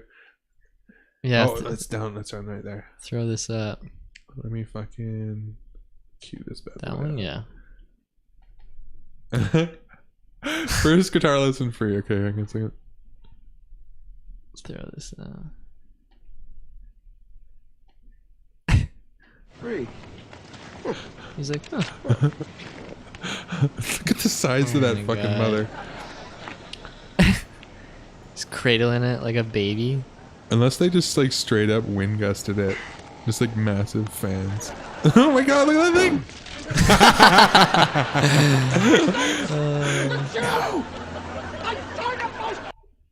So good. So good, dude. Oh, that show is the best. Still my favorite show of all time. Easily. Favorite, yeah. Yeah. Hands down. Dude. You see the episode where Jerry turns into Kramer? Where they switch apartments? Kenny Rogers chicken. And yeah, the fucking neon sign, and Jerry can't sleep. He fucking starts going all crazy, and his hair's all fucked up. I'm losing it. Or the one with like the Mr. Marbles, Oh my the god, dummy. Mr. Marbles. So you could hear him that here? scurrying across. He's all tripping out. And Kenny shit. Rogers, the roaster sign. Here we go. Oh man, I'm losing it. What's that red light? So It's good, like a he fucking laser. follows it. Oh my god. What's going on in there? What? That light. Oh, the red. Yeah, it's a chicken roaster sign. Doesn't he talk it up I like didn't it's even notice. awesome, right? To get him to switch? Is Can't you that... shut the shades? They are shut. Well, no, Kramer By the starts way, your friend Sam boycotting. stopped by. Like, what do you have to say? the chicken place because he can't sleep, right? So he's like putting out fucking, like hanging out fucking like a big fucking spray painted sign out his windows and stuff, yelling at people at the window like, "Don't eat that chicken, it's bad chicken." And then fucking, I think it's Jerry's buddy is involved with running the store. And I don't remember exactly why they end up switching in the first place, but they switch apartments. Yeah. And then Newman's Can't addicted to the remember why. chicken. And then Newman gets Kramer to like the chicken. And then Kramer's behind the scenes eating the chicken At Jerry's place that he's staying in and trying to hide it from fucking until fucking Jerry runs into Newman at the fucking chicken place making the same order that Kramer always gets. And he's just like, "Wait, Newman, you don't order what was it? It was like string peas or something like that." And he's like, "No, I love beans." And he's like, "Oh yeah, why don't you have some?" He's like, "I can't do it." Vile weed. Fuck, man.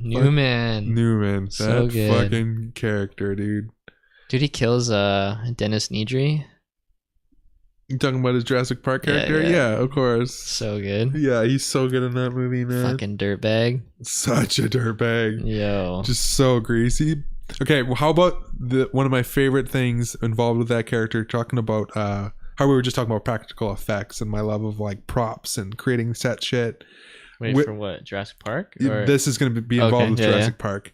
Is that with his character, when he had that shaving cream bottle, Oh yeah. and you unscrew the bottom and it would come out and it would have all those little, and then it opens up and there would be like this little enough- like enough spiral coolant of inside. vials. Yeah, And yeah. Oh man, just that I always loved that so much because I would just start thinking about how it was made and I was like, how did he make that fucking thing? Yeah. And they hauled out the can and He's like, you can even test it. Yeah, He yeah. puts it on the fucking the pie. Oh, that's The fucking coolant? hilarious. Yeah.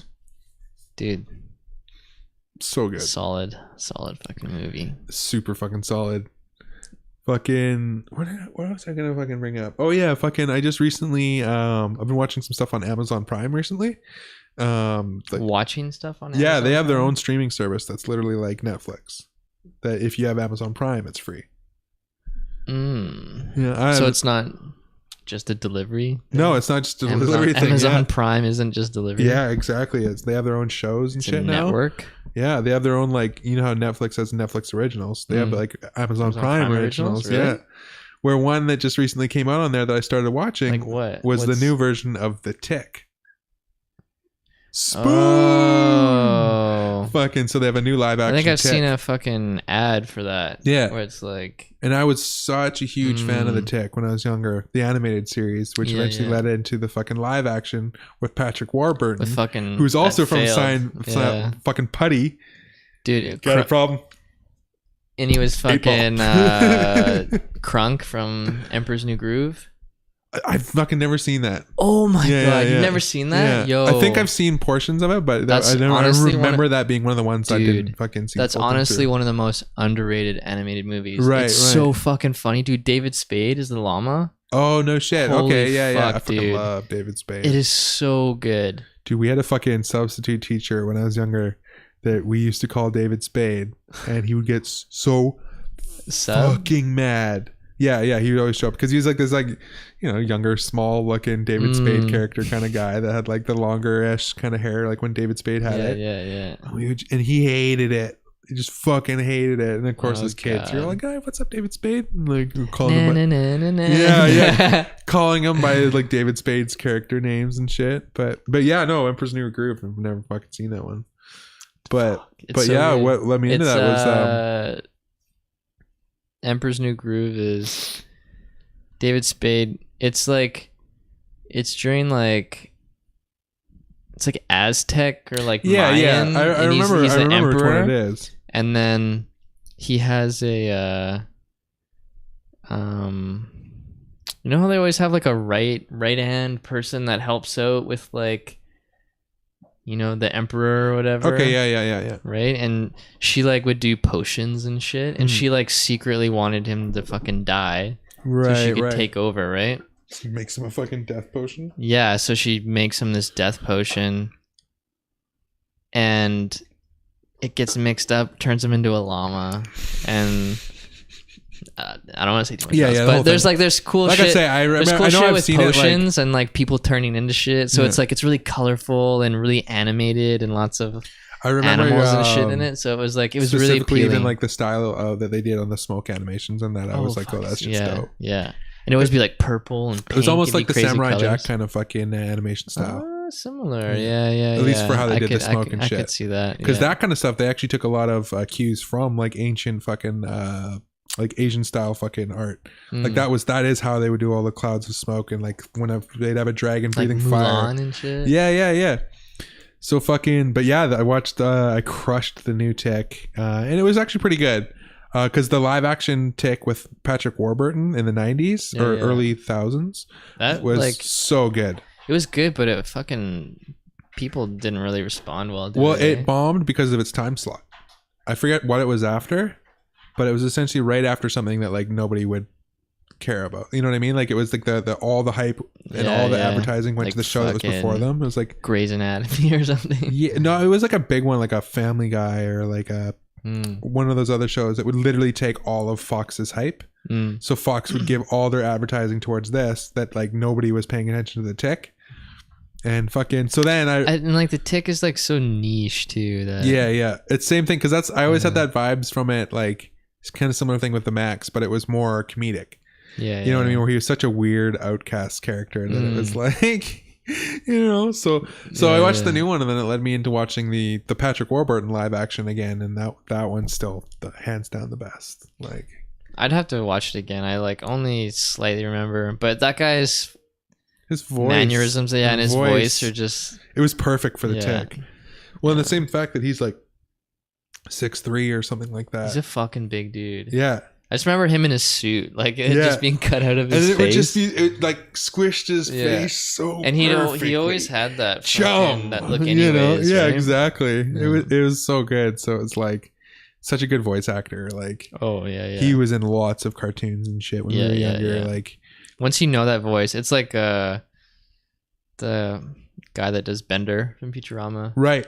Yeah. I forget what his name is, but he does like the dog from Adventure Time. Oh, okay. Right.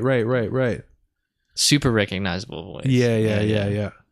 Fucking yeah. There was a lot of those ones that were just like super villain characters in certain shows and stuff like that. That like they would just end up being like, you know, they'd always kind of have. That And fucking stylistic what's his voice. name?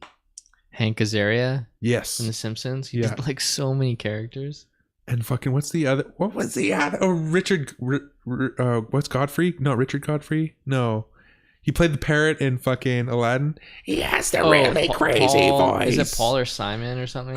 He has one of those weird fucking names. But he's got that crazy ass voice. Yeah. And he's always squinting and fucking. It's just like you'd have these people that were just like caricatures. Like they would go over Real the top. Yeah. I don't think it really. And bird. Oh god, I typed that wrong. Who is the Something parrot? in Godfrey, Aladdin? right? It's something Godfrey, isn't it? Oh, Gilbert Godfrey. Gilbert. Yeah. Mm. Yes. And it's funny too because like I find that like literally comes back to what we were almost talking about. I think that was last podcast when we were talking about with superhero movies, how they try to oversaturate everything with so many characters that are like tamed down, rather than having these over the top characters that like, yeah, that's probably gonna like a lot of people aren't gonna like that guy, but that's what good character development is. Yeah, not everyone's gonna relate. Yeah. It's like the moment when you realize that like a person is actually one of your favorite characters because you hate them so much. You know what I mean? You're kind of like that is such a good actor then because they were able to portray this character that like literally gets under my skin so fucking much. That was like fucking Bradley Cooper and Wedding Crashers. Yeah. That was the first time I was love introduced that to him. movie. I fucking And I love was that like, movie. yo, fuck this guy. Yeah. I was like, this guy's such a piece of Such shit. a douchebag. Yeah, right? And then like I saw him in something else and then something else again, like fuck, what's that movie?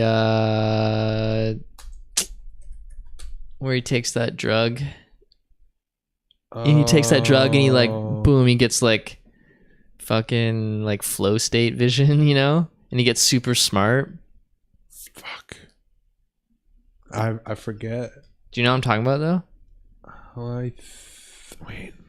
Maybe I don't. Bradley Cooper? Yeah. Fuck, what the hell is it called? Limitless. Limitless. Okay, no, I haven't seen that one. Oh shit, you'd like that. Yeah, it's sick. Yeah, I saw him in that, and then I was like, "Oh, this is dope." And then I was like, I had to check myself. I was like, "Oh yeah, he's just playing." Yeah, a he's douche. just good at fucking playing that. And then character. you're like, "Damn, he fucking killed that douche role," because I fucking hated him in that movie. Absolutely, the football scene. Oh my god. Oh man, That's what Maryland does: crab cakes and football. Oh man, Owen Wilson, yeah, wow. There's all the fucking funniest remixes online where they just replace like every snare hit with Owen Wilson going wow, like, and then of course the internet goes so over the top that it's like there's just entire songs where every instrument's been replaced with wow. Like it's just like I can put the ball wherever I want to. I'll make it rain out here. the worst thing ever. All right, guys, bring it in. Blue 17. Blue 17. Like just guys like that, like you can play such a douchebag of a character. By the way, she I'm going downtown. is fucking Hot route. Red 7. She killed this role. yeah, dude, and that kind of like the end zone after this play. I'll be the guy holding got a the bit of ball. crazy in the family, but I don't like know what Red 7 means. still keeping it together on your own front. Dude, my friend and I were talking just go about. stand Did on you the other ever side, please? watch the OC? No, I didn't actually. No? Oh, okay. Fucking what's her name? Rachel Bilson plays this character on there. Super babe. Those pants though, Oh, pretty dude. sick. Oh yeah, for real. Ooh. That's what we call a sack lunch. Nom, nom, nom, nom, nom, nom. Fucking That's what dude. suck lunch. Big tree fall hard, right? How many fingers I got? Such a dick. A big tree fall hard. Oh, come on, I got 4. I go, it's fine. Man down. We got a man down. All right, fucking yeah, that's fucking classic movie for damn sure. Fuck, I watched that. I saw it like 3, maybe 4 times in theaters. Right, It was right, fucking right. hilarious, dude. I haven't fucking gone to see a movie in a minute. I'm trying to think what the fucking last thing I went and saw was. What did I see? Yeah. Oh, I watched It. Oh, okay, yeah. I took my cousin to go That's watch right, It. right. Yeah. Yo, good. speaking of shows, fuck talking about movies. How the fuck was Kid Cudi? Oh fuck yeah! I completely forgot about that. Yeah, fuck. Yeah, we were supposed to have that Wednesday podcast, or we're gonna, but I had to reschedule. So fucking that was day after. Yeah. Oh, so good, dude. I saw a couple of your visuals and your story and shit. I fucking What a fucking stage! Oh, dude, the stage was so sick. Especially if we were just talking about stage design too. Fuck. Yeah, it was so good, dude. And then there was times when it was like fake snowing, No shit. and then he had like these huge cannons shoot out like the silver confetti that takes like 10 minutes to fucking fall down, you know? Right. But yeah, his energy was just super high, and he really looked happy. That's good. Yeah. That's fucking awesome. And yeah, I fucking fanned out hard. I was like, I was. You let yourself get in it. Oh, I was fully in it. Yeah, that's good, man.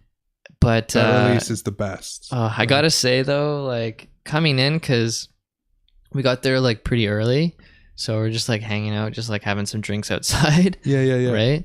And walking up to the venue, you could like faintly hear like this moaning, right? And we get up to the gates and we just see all these cops, and 6-7 cops maybe, like huddled around like something. And then you get closer, you hear the like this and I was like, oh fuck, right? Somebody winded or some shit? Dude, I don't know what the fuck happened.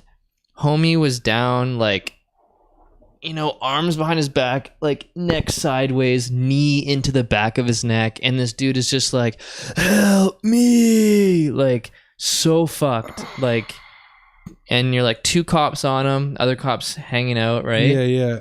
And he's like, help me, like could barely get it out, just fucked up. And you're like, bro, like that is the help.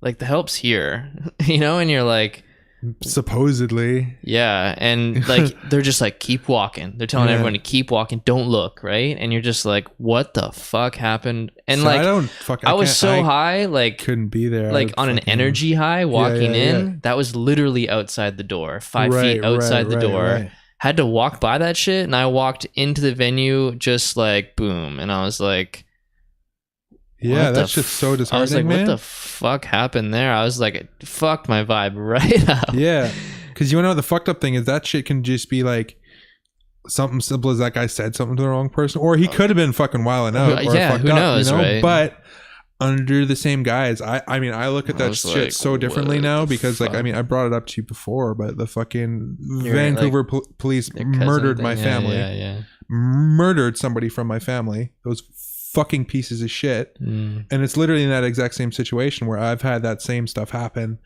at a concert where, no, it wasn't at a concert, it was at a hockey game.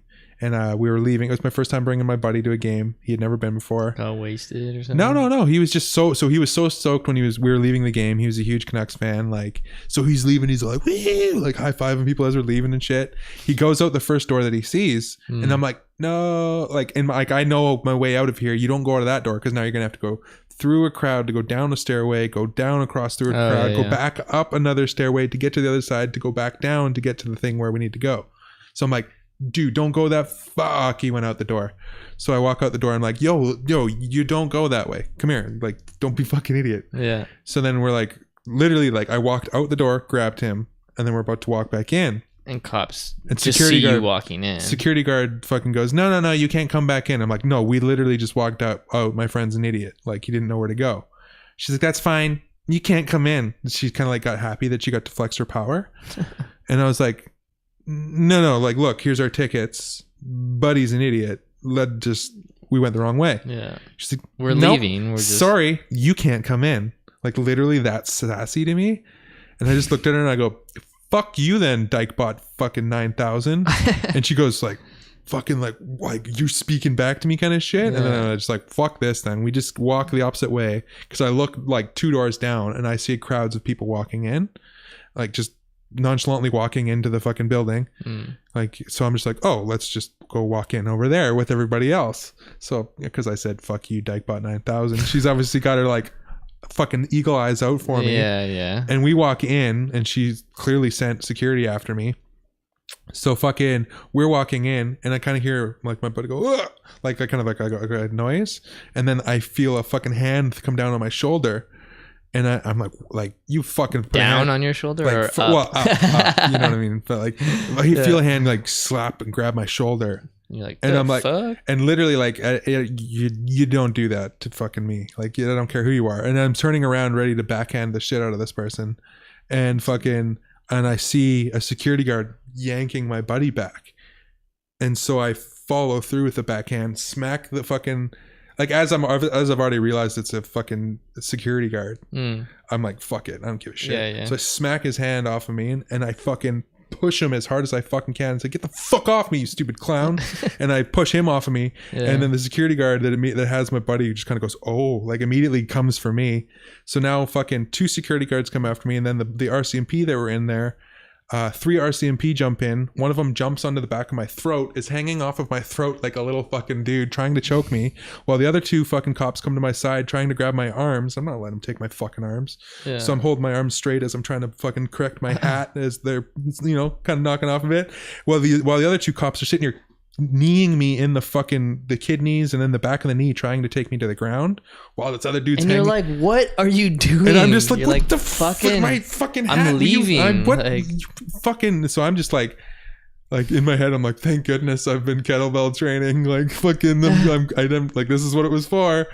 And so if I was anybody else, they would have slammed me down to the ground, and I would have been that guy on the ground getting choked. Help me. Or possibly my fucking, second cousin. That's literally those are your 2 options essentially. So they couldn't fucking get me down. because I'm fucking 6'7", 275 pounds. Like fucking 5 guys couldn't get me down to the ground. Yeah. Full grown fucking men. Yeah. And so I'm just like fuck you stupid bastards. And then they're like, I hear them start going like, fuck. Now what? Get him out. Get him out. Get him out. So they fucking start pushing me towards the door because they realize they can't get me down to the ground. So they push me out the door and then they go. And that was it because they realized they couldn't do anything. They just get him out and then we're done. Yeah, it's not our problem now. Yeah. But it would have been if I would have been like anybody else, like if like any bit smaller. If you'd been me, dude, you're fucking possibly smashed up knees because they're taking you straight down to your knees. You're gonna get choked. You're gonna have bruised ribs. Hospitalized. Yeah, like and then spend the night in the fucking the drunk tank, even though you haven't had a drop of booze in 7 years. You know, like. Yeah. So it's just like I have no patience for that shit anymore. Yeah, and you know, like it was hard. It was an all ages show. Right. So when we walked in, then we had like maybe half an hour till he came on. Right, no one opened. He just came out, did his so thing, it was and just left. okay. Yeah, it was That's sick. dope. A night with Cuddy. Straight up. Yeah.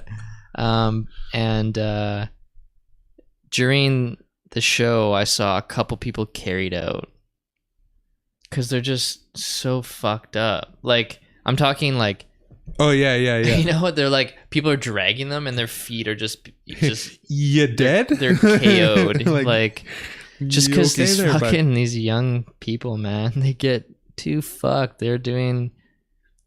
Well, it's bunch like we of say, shit. It's the escalation of what it used to be back in the day. We used to get blackout drunk and go to concerts. Kids are now it's like fucking popping prescription pills and fucking everything you can get your hands on. Yeah, I mean, who knows? But you know? yeah, I was like, fuck, like it's heavy, man. That's just crazy.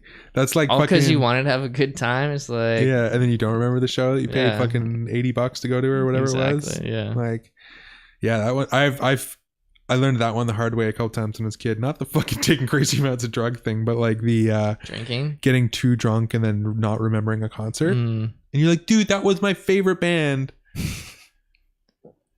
And now I don't remember the show and I feel like shit. Yeah. And I have to clean up puke.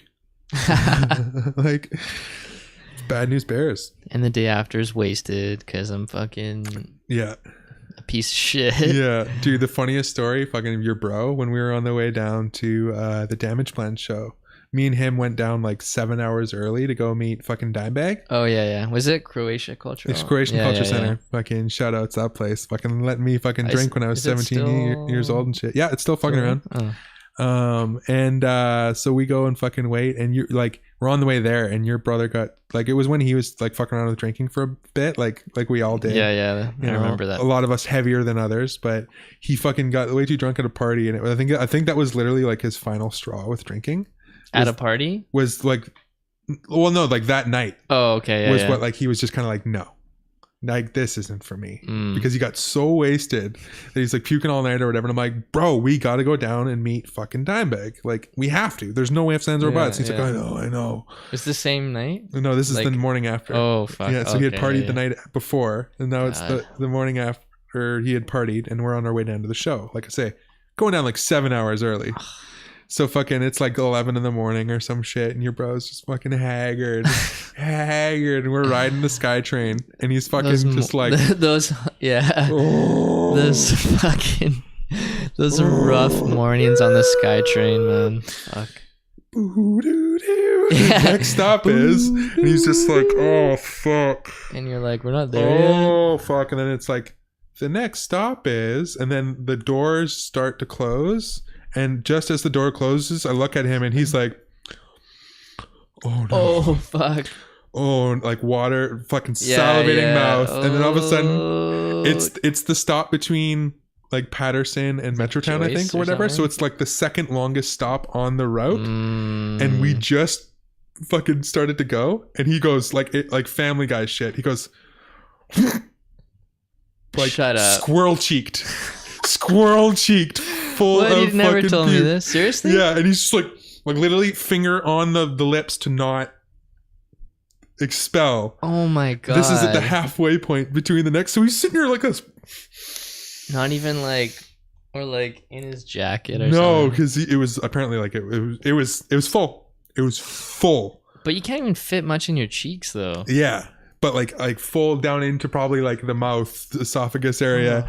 And so he just gets fucking to the next stop and he's just like right into the garbage can. And like, I don't know why, like I would have just fucking let it go. I wouldn't have cared. Yeah. But he just was just like, I don't want to do this on the train. Yeah, like we're that's so halfway. Do I hold embarrassing. it? Fucking, I sure remember that Family Guy moment. Just God. like little cheeks filled up. But then after that, he's like, "Oh, I feel better." Oh man, dude, I've even had some rough mornings like that on the SkyTrain. Man, dude, I remember oh. this is actually back in Paul's Boutique days. Yeah. Me and like these two dudes would always be the weekend crew for like Right. fuck it, dude. I swear, a couple years, man. So I remember being so hungover. This is like back before I had a car even. I was so young. Right. I was like 18 or 19 and taking the train when I was living in Wally. And I remember getting up, like throwing up all night, right? Woke up so hungover, going in the shower and then that hitting me, like the watery mouth. And I was like, oh fuck. Boom, out the shower, throwing up. Like... shaking and like cold, you know? And like I remember it was like fucking fall and like when it's cold and so wet there's that and extra foggy, just shitty chill feeling. And I remember just walking the SkyTrain, hood up, just like this, just shaking, walking towards the SkyTrain, right? Getting to work so hungover, and I was like in the back, had like my Tim Hortons and like counting the till ready to open, and it's like dude, me counting tills hungover. And it was like me and one other guy opening, right? So I was first there, and then homie rolled through, right? I had my hood up and I was fucked. He walks in, I'm like, sup, and then he turns the corner and he's like, sup, same thing. Yeah. He's so hungover too, right? And then we're just like, oh, thank God I'm not the only one. Yeah, and then we're just that common bond. We're so fucked. And one of the worst hangovers I've ever had. That was the first time I ever like was puking the next day, right? Right. And then homie comes around the corner at noon, like the third guy comes, right? And we're both just leaning on shit the whole day, you know? And you're just like, you'll be like, hey, what's up, guys? You're just on the fucking co-rack or something. You can't even stand straight. And then third guy comes through around the corner. We look up, right? He comes around the corner. Same thing. Homie's just as fuck, dude. And like, I remember these dudes fighting over the garbage can in the back because they're both like dry heaving throughout the rest of the day. Like, oh man, it was so funny. We're just dude, and that's the whole thing. Just coincidentally, and we're all just. Like you said, we had that common bond. We're all just like, I feel your pain, bro. You're like fucked up. Okay, that Sunday, we're we're all fucking so hungover. I used to think about that all the time because you'd be able to look around at a lot of jobs. Then after you'd done it a few times, you'd be able to look around at like regular whatever jobs you're and notice other people. People that were just like that in their regular day job, and you're just like, oh man. But I used to get it so much where like I've never been like a long sleeper, like like the 8-hour 10-hour sleep. That's long sleeps to me. Like 5 or 6 is kind of my game. And so fucking like there'd be a lot of times when I was working certain jobs or when I was partying, it'd be 3 or 4, and like all these things. And so I would, when I was driving a heavy forklift job, I would show up tired as fuck on like 3 hours sleep, hung over, to the point where I would all of a sudden like I have distinct memories of waking up driving the forklift. Shut up, seriously? Yeah, like straight up, where you're kind of like oh, I've been here for 2 hours. God, I've been doing my job for 2 hours, and it wasn't fucking rough. And it wasn't like little like I'm driving a You're forklift like, boom, like with picking 30-foot long loads, lifting them probably 30-40 feet in the air, driving them through the warehouse over top of people. So you can laugh at it now, because nothing happened, right? But like, don't recommend that. No. So now I think about that, and I'm like, how many like people are just like waking up on the road driving trucks, or like just like waking up in the middle of like devastating jobs, dude. Dude, so many. Friday at work, I don't want to say where I work, but there's many locations. Yeah. Chuck E. Cheese. Shit. Sorry. I gave it away. Damn it. Fuck, so embarrassed. If you want to get pizzas out of here.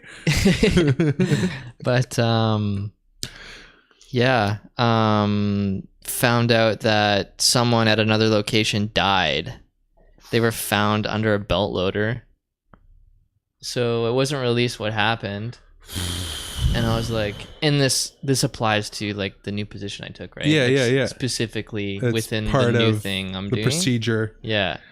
And I was like, holy fuck. And then apparently it's the third death in 3 years. So one person has died for the last year, like 3 years every year. Yeah. That's not a good number. One they found under a belt loader. One they got out of a tug that had some dollies and the dolly ran them over. Don't know how that happened. And then another one was they got run over by another fucking huge machine. Yeah. Yeah. Yeah, I heard about those new large machines at Chuck E. Cheese. They're pretty bad. Right? Yeah, I mean, but no, that's fucked, man. When you start to hear and about I was shit like that. I'll tell you when we're off. Yeah. About how literally close it is to what I'm doing, and yeah, I'll get into it. But I was like, holy fuck, I got off work at this time, so that like this guy died like 9 hours later. Yeah. Like on the receiving end, you know? And I was like, holy fuck. The old fucking Yeah. jeez. Like, yeah. Fuck, man. Yeah, that's intense, dude. Like, and that's that same thing where what was the cause of that? Was it the fact that somebody was sleeping? Someone found him. Exactly, right? It was like he was just found dead. Yeah. And Yeah, like, that's what? Fucked, dude. So crazy. And like, yeah, when I explained to you like how busy this place is, like this is the busiest location. Yeah. And you're like, so how long was he there when there's fucking X amount of people that work there and cameras and like you're like, how does that even fucking happen? Yeah, well, dude, it's crazy. Shit just like literally it just happens. Will happen. Yeah.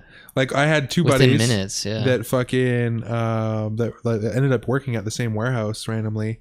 And one guy he wasn't the most common sense bright person. Hopped on, he was driving around on the stand-up forklifts.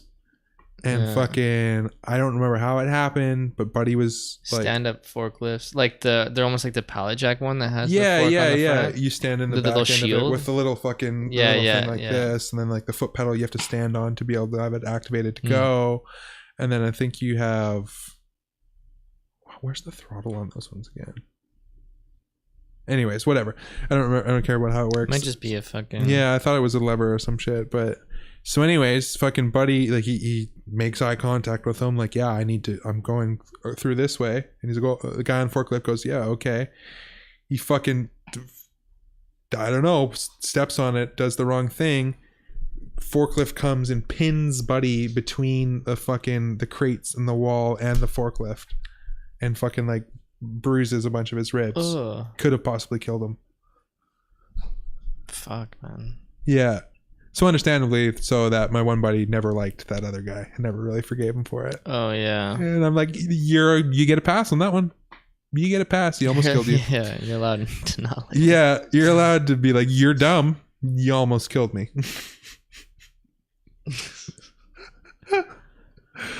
Yeah, but that's shit, man. You just like those reminders, man. It's shit's fucking crazy. It keeps you in check, man. Yeah. No. Whether it's that fucking, getting murdered by the police, getting murdered on the job, fucking getting hit by a bus. Murdered on the job, yeah. Like, for real, right? Yeah, like, whatever term you want to attach to it, it's essentially the same shit, different stink. Fucking death's lurking, man. Yeah. It's a relentless motherfucker. To the point where there was like, there was those stabbings recently in Delta for a dude with his iPod. To a point that there was... right? Yeah, to a point where just a week ago, it was did they like, find out like? Well, there's new shit they have to worry about now. A week ago, there was somebody doing fucking arson in Delta. They lit the fucking Sun God sign on fire, and then like a block away from my parents' house, lit a person's car on fire in the fucking carport, as long with another car on fire along like 72nd or some shit. Yeah, so I like had to like talk to a police officer. Like, he's like, "Do you guys have any surveillance? Because this was like 4 houses or like up that way or some shit." What? Yeah, That's fucking sketchy, man. Because like that shit explodes. yeah, it's fair. Do you know how like close all those houses are in that kind of area? You know how easy it would be for it to jump house to house? Oh yeah, man. Like, And like to the bog even. yep, dude. All those houses are on the back end of a ravine that just feeds They're just into the the bog. domino effect. It's just boom, just it's gonna work its way down. Yeah.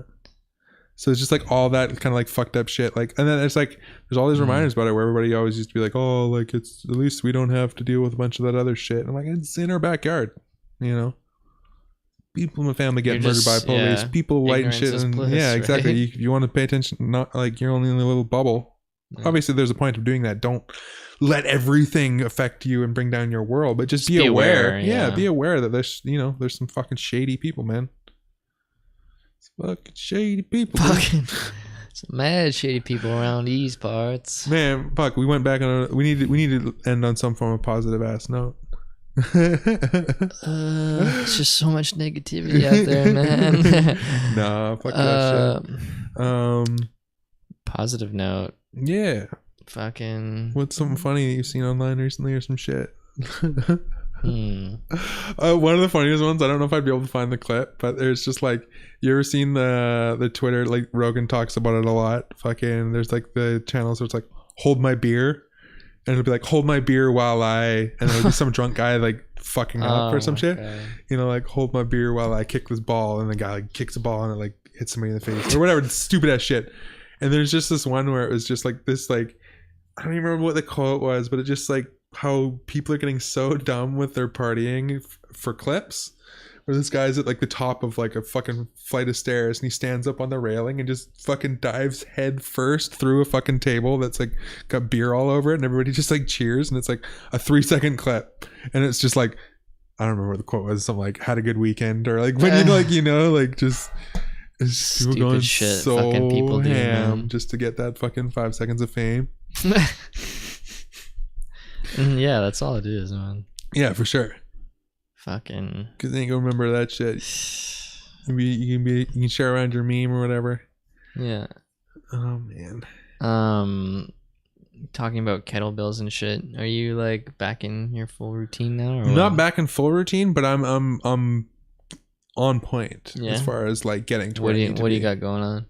The main one has Full been workout? back like it's the main portion has been cleaning up the back end of it, the diet, the intake of shit. I like how you think clean up the back end of it. Yeah. The diet, you know. Well, it's the shit that like is important, you know, just as important as the other shit. Yeah. Which the other one too has been after watching this one podcast with the other guy, he's reinforcing that sleep is actually the number 2 above exercise as far as weight loss goes. Yeah. And I'm like, which is weird. Yeah. Is that why? Like, I never sleep. Like, yeah, because I guess it gives your body a chance to rest and to like burn off calories and shit. Like, burn off calories to rebuild. I remember and shit. hearing about that, and I was like, so it's like shit. So I've kind of been tossing around with that a bit more. If you have shitty sleep, then like it's gonna be harder for you to lose weight. Exactly. So like I've been like a bit more lenient on that, where like I'll let myself like get a good, like trying to get a better sleep, focus on my energy coming in on the stuff that I'm eating and stuff like that, and like vitamins and supplements, and then just like I'm up in my cardio. One that I'm thinking about that I need to start doing, because I'm on like, you know, I don't want to say what story I'm on, but I've got like fucking, let's say I'm on like the fucking 39th story or some shit, but we've got staircases right there. Like, story? The fuck we've got staircases right there. So I'm thinking like, why don't I just so I can go run the stairs for my cardio? I take the stairs in my place. Oh yeah, that's dope. I mean, I only go up fucking like 12 flights from the basement, but up still, and down like 4 times a day. Yeah, you know what I mean? Yeah, because like I did mine like a couple dozen, and I only really did it a handful of times. And the first time I'm like, I'm gonna run up this bitch. 8 flights, you're winded as fuck. The 13th floor, I was gotta take off my jacket. Gotta take off. If you don't do it, man, it's fucking hard. It's hard, especially when you're 6'7", about 275.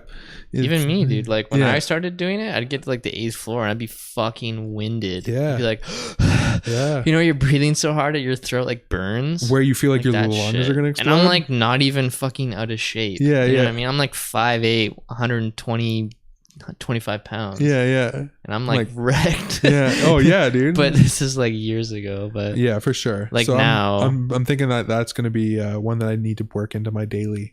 Just go up and down fucking at least once a day. Start small. You know, and then like my kettlebells is forever my like feel like a bitch tool. Like you're like the measuring stick of like where am I at? Because I know what I can do with it, and if I go and it's like, okay, I can't even like I can do that, but it's like that's really hard now. All of a sudden, it's like, man, what have you been doing? What have you been doing? Yeah. I've been really just trying to keep my mental palette on point and finding all things around that are like key indicators that help, and trying to be aware to like what doesn't help. You know, when I still let those indulgences come in and shit, like. Okay, that was mouth pleasure for this amount of time. Feel like shit for this amount of time. Yeah, right.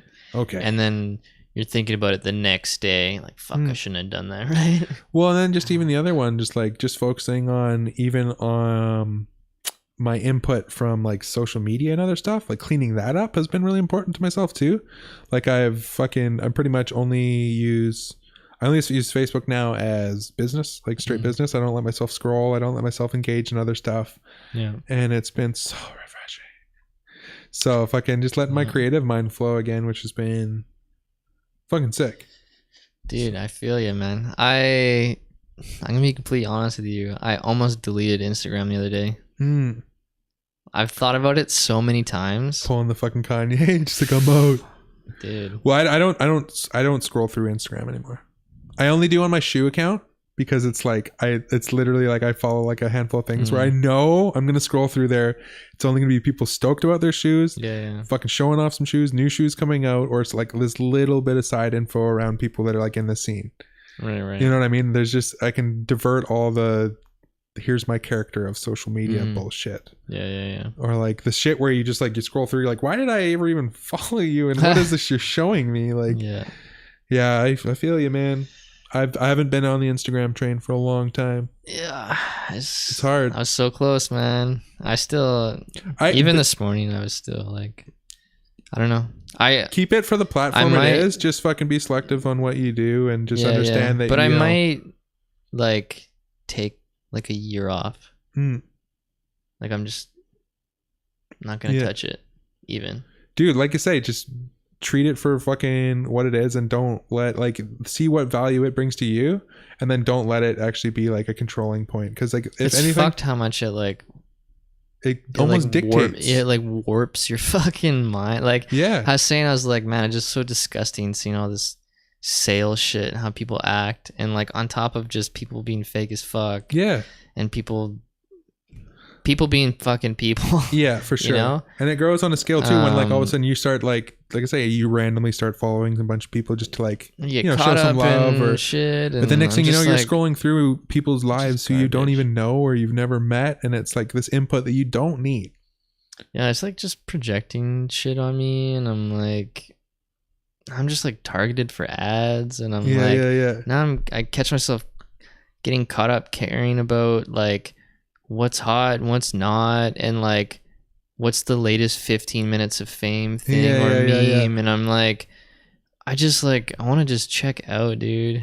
Well, you just gotta exactly, you gotta be able to just, and I just think it's like, for me, I just need to I'll put it over there for until I'm like ready. Oh, for sure. I'm just that's why Twitter sucked me in, because it's like what I want out of a social media platform, that's what Twitter is.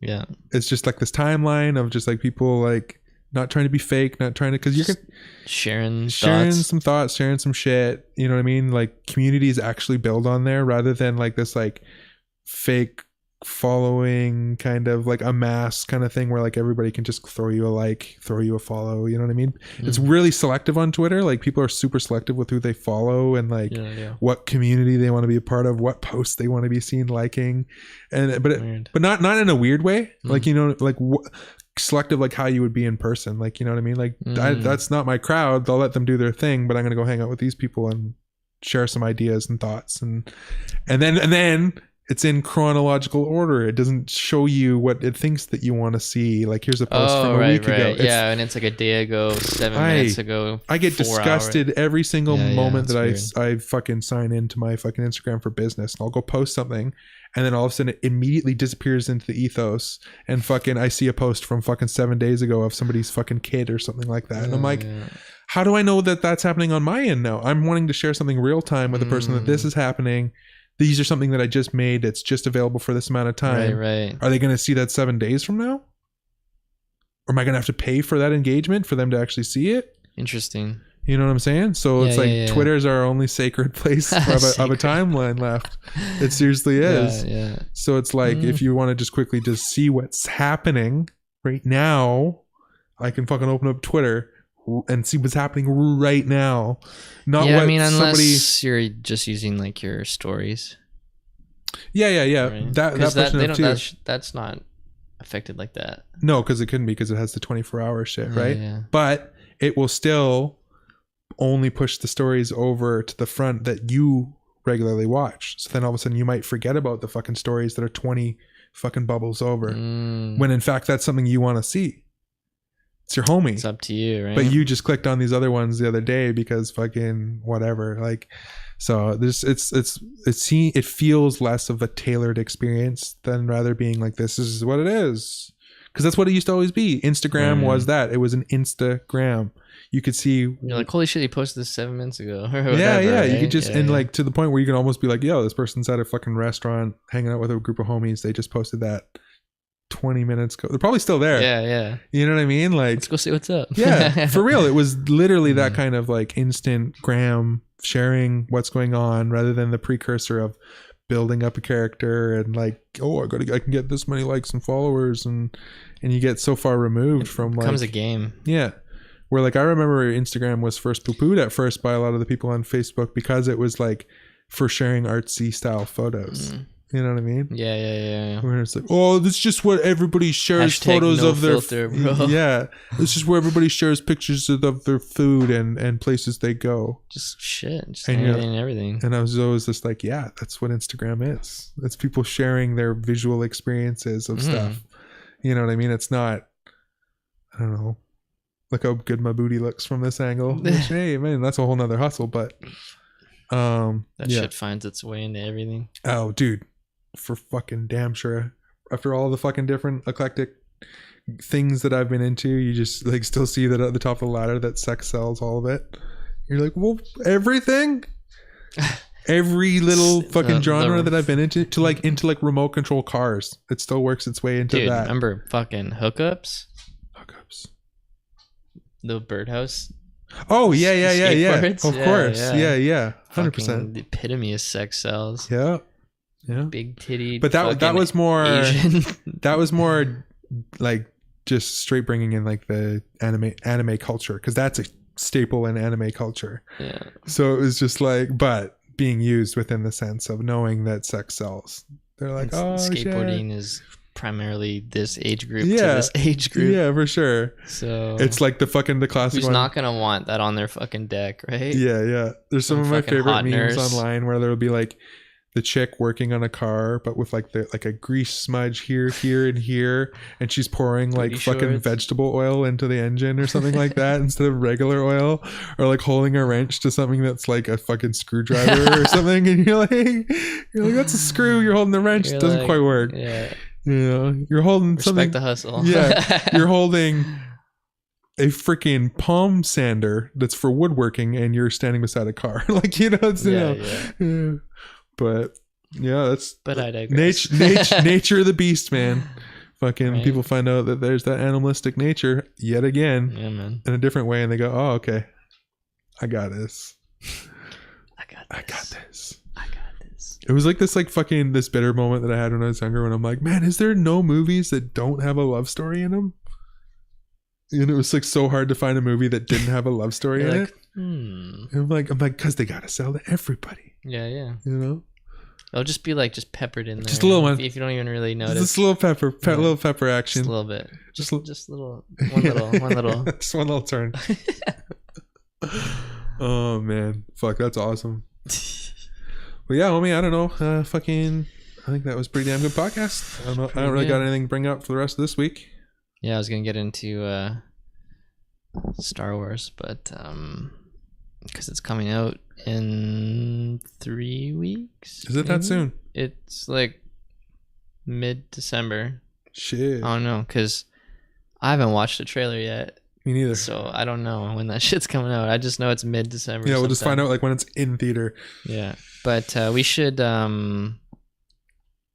buy tickets to go. Yeah, like, I'd be down to get the like if not opening night, like opening weekend, like pre-buy tickets when for it still has that hype. Because I love that hype. Well, not only that, but because I don't want to know shit. Right. I don't want to fucking wake up Saturday morning and open something and it's like, oh, Han Solo died, like fucking Episode 7 style, and you're like, I saw the everyone's gonna fucking go to social media. Yeah.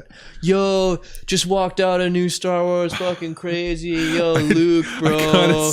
Can't believe he's the fucking father of the. You know, like, and you're gonna be like, fuck you, dude. I saw the funniest way for somebody to make a spoiler online the other day. For what? It was for Thor or some shit.